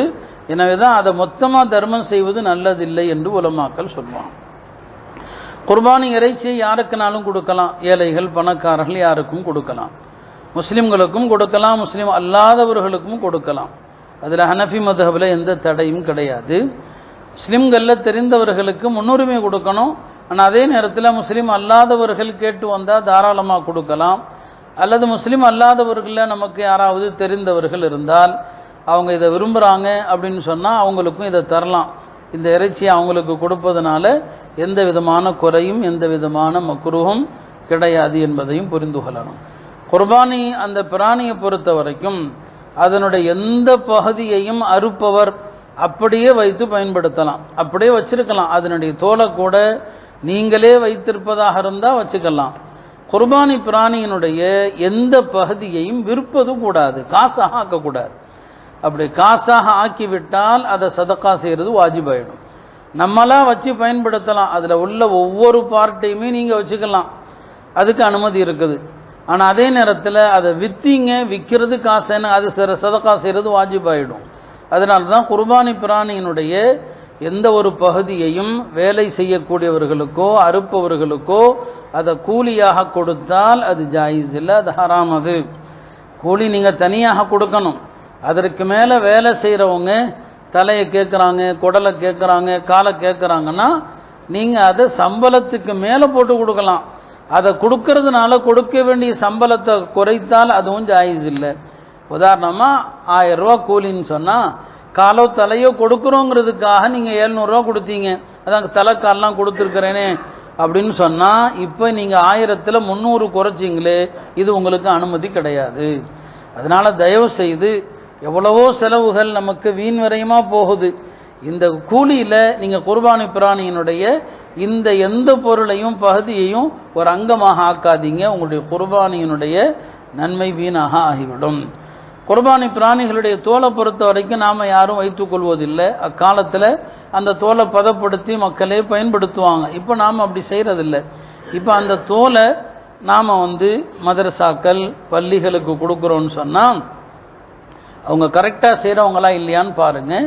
ஏன் அப்படின்னா இந்த தோலுடைய காசு இருக்கிறது, அந்த காசு யாருக்கு ஜகாத்து கொடுக்க அனுமதி இருக்குதோ அந்த மக்களுடைய செலவுகளுக்கு பயன்படலாம். ஒரு மதரசாவுக்கு கொடுக்கப்படுதுன்னா மதரசாவில் ஏழை மாணவர்கள் இருக்கிறாங்க, அவர்களுடைய உணவுக்காக அந்த தொகை பயன்படுத்தப்படணும். ஒரு கட்டடத்துக்கோ அங்கே வேலை செய்யவர்களுடைய சம்பளத்துக்கோ பயன்படுத்தக்கூடாது. அதே மாதிரி தான் பள்ளிகளுக்கு தருவதில்லையும். எனவே குர்பானி பிராணிகளுடைய தோல்களை நாம் சரியான இடத்துக்கு கொடுக்குறோமா அப்படிங்கிறதையும் சற்று நாம் என்ன செய்யணும், யோசிக்கணும். நிறைய பேர் தனியார் வசூல் பண்ணுறாங்க பொது காரியத்துக்கு என்று சொல்லி, அதில் பல தவறுகள் நடக்குது. எனவே குர்பானியில் இந்த மாதிரியான எந்த தவறுகளுக்கும் இடமளிக்காமல் அது முழுமையாக ஒரு சதக்கா செய்யப்படுகிற ஒரு பிராணி. நம்ம சாப்பிட்றதை எடுக்கலாம், மிச்சமெல்லாம் சதக்கா தான். அதை எதையும் விற்று காசாக்கி அதை பயன்படுத்துவதற்கு அனுமதி இல்லை. ஆக இதுவெல்லாம் குர்பானியினுடைய முக்கியமான சட்டங்களாக இருக்கிறது. நாளை தினம் சிறந்த அமல் குர்பானி தான். நம்ம ஏற்கனவே சொன்னது போல சில துவாக்களையாவது தெரிந்து கொள்ளுங்க. இன்னி வஜ்ஜஹத்து வஜ்ஹி லில்லதி. அதே போல் குர்பானியை அறுக்கிற போது பிஸ்மில்லாஹி வல்லாஹு அக்பர் என்று சொல்லி அறுப்பது. அல்லாஹும்ம ஹாதா மின்னி, இது என்னுடைய புறத்திலிருந்து உனக்காக அறுக்கிறேன் என்று சொல்வது, இதை புரிந்து கொள்ளணும். அதே மாதிரி தான் குர்பானி பிராணியை அறுக்கிற போது யார் மீது கடமையோ யாரெல்லாம் இது எனக்காக என்று சொல்லணும். எனக்காக என்று என்ன அர்த்தம்? என்னுடைய கடமையை நீக்குவதற்காக என்று அர்த்தம். இப்போ நபிசல்லாசன் அவங்க பேரில் குர்பானி கொடுக்கலாம், நீங்கள் உங்கள் கடமைக்கு மேலே கொடுக்கலாம். இப்போ நபிசல்லாசங்க பேரில் குர்பானி கொடுக்கறதுக்கு என்ன அர்த்தம்னு சொன்னால் இதனுடைய நன்மை அனைத்தையும் நான் நபிசல்லாசன் அவங்களுக்கு சேர்க்கிறேன் என்று அர்த்தம். யாராவது நல்லடியார்களுக்காக நீங்கள் குர்பானி கொடுக்கலாம், உங்களுடைய பெற்றோர்கள் உறவினர்களுக்கு கொடுக்கலாம். அதுக்கு என்ன அர்த்தம்? அவங்களுக்கு நன்மையை சேர்க்கிறேன்னு அர்த்தம். இதான் அடுத்தவங்களுக்கு குர்பானி கொடுக்கறதுக்கு அர்த்தம். நம்ம கொடுக்குற எல்லா குர்பானியுமே அல்லாஹ்வுடைய பொருத்தத்தை பெறுவதற்கு, அதை புரிந்து கொள்ளணும். சில பேர் இதில் குழம்பிடுறாங்க. சில பேர் சொல்லுவாங்க நான் அல்லாஹ்வுக்காக இந்த ஆட்டை இருக்கிறேன். பாருங்க, அல்லாஹ்வுக்கு நன்மையை சேர்ப்பிக்க முடியாது. அல்லாஹ் தேவையற்றவன், அல்லாஹ் கனியாக இருக்கிறான், அல்லாஹ் சமதாக இருக்கிறான். இப்போ என் தாய் தந்தை இருக்க அறுக்கிறேங்கிற நோக்கம் மாதிரி அல்லாஹ்வுக்கு அறுக்கிறேன்னு சொன்னால் அது தப்பாக போயிடும். அல்லாஹ்வுடைய பொருத்தத்தை பெறுவதற்கு எனக்காக இருக்கிறேன், அல்லாஹ்வுடைய பொருத்தத்திற்காக என் தந்தைக்காக இருக்கிறேன், இப்படித்தான் பொருளே தவிர நாம் அறுக்கிற இந்த பிராணி அல்லாஹ்வுக்கு அதனுடைய நன்மை போய் கிடைக்குது அப்படின்னு யாராவது நினைச்சா அது ஷிர்கா போயிடும், அது குஃபர் ஆயிடும். அப்படிதான் காஃபிர்கள் இருக்கிறாங்க. அவங்க தெய்வத்துக்கு அது பலன் தரும்னு சொல்லி அல்லாஹ் குர்ஆன்ல அதை மறுக்கிறான். லையனால் அல்லாஹ் லுஹூமுஹா, இதனுடைய இறைச்சி அல்லாஹ் போய் சேர்றதில்லை. வலா திமா உஹா, இதனுடைய ரத்தம் அல்லாஹ்வுக்கு போய் சேர்றதில்லை. வலாக்கி யனாலுஹு தக்வா மின்கும், உங்களுடைய தக்வா தான் அல்லாஹ் போய் சேருது. எனவே அல்லாஹ்வுக்காக அறுத்தல் என்று சொன்னா இதன் நன்மை அல்லாஹ்வுக்கு போகுது என்ற எண்ணம் வந்துச்சுன்னா அது பெரிய பாவச் செயலாயிடும். அல்லாஹ்வுடைய பொருத்தத்திற்கு அறுக்கிறோம். ஆனால் அறுக்கப்படுகிற பிராணி அதனுடைய நன்மை யாருக்கு சேர்க்கிறோமோ அவங்க பேர்ல, அது தந்தையா இருக்கலாம், தாயா இருக்கலாம், நபி ஸல்லல்லாஹு அலைஹி வஸல்லம் அவங்களா இருக்கலாம், இதெல்லாம் நீங்க கடமைக்கு போக தான் என்ன செய்யணும். தாய் தந்தையரோ அல்லது உறவினரோ அவங்களுடைய சொத்துல எனக்காண்டி ஆண்டுதோறும் குர்பானி கொடுங்கன்னு வசியத்து பண்ணியிருந்தாங்கன்னா அப்போ அவங்க சொத்துல 3ல் ஒரு பகுதி எடுத்து வச்சு அந்த 3ல் ஒரு பங்கு காலியாகிற வரைக்கும் வருஷந்தோறும் அவங்களுக்கு நாம உதஹியா கொடுக்கணும் குர்பானி. அவங்க வசியத்து பண்ணிட்டு போயிருந்தா அந்த குர்பானி இறைச்சியை நாம யாரும் சாப்பிடக்கூடாது, அதை முழுசாகவே சதக்கா செஞ்சிடணும். இதெல்லாம் குர்பானியினுடைய சட்டத்திட்டங்களாக இருக்கிறது. எல்லாம் வல்ல அல்லாஹ் நம்முடைய எல்லா வணக்கங்களையும் அதனுடைய மார்க்க சட்டங்களை அறிந்து புரிந்து அவனுடைய பொருத்தத்தை பெரும் நோக்கத்திலே அவையெல்லாம் செய்வதற்கு தௌஃபீக் செய்வானாக. நம்முடைய எல்லா அமல்களையும் கபூல் செய்வானாக. ஹாஜிகள் எல்லோருடைய எல்லா காரியங்களையும் இலகுவாக்குவானாக. யாதொரு விபத்துகளும் இல்லாமல் அவர்களை சலாமத்தாக ஆக்குவானாக. நம் அனைவருக்கும் ஹஜ்ஜினுடைய பாக்கியத்தை தருவானாக.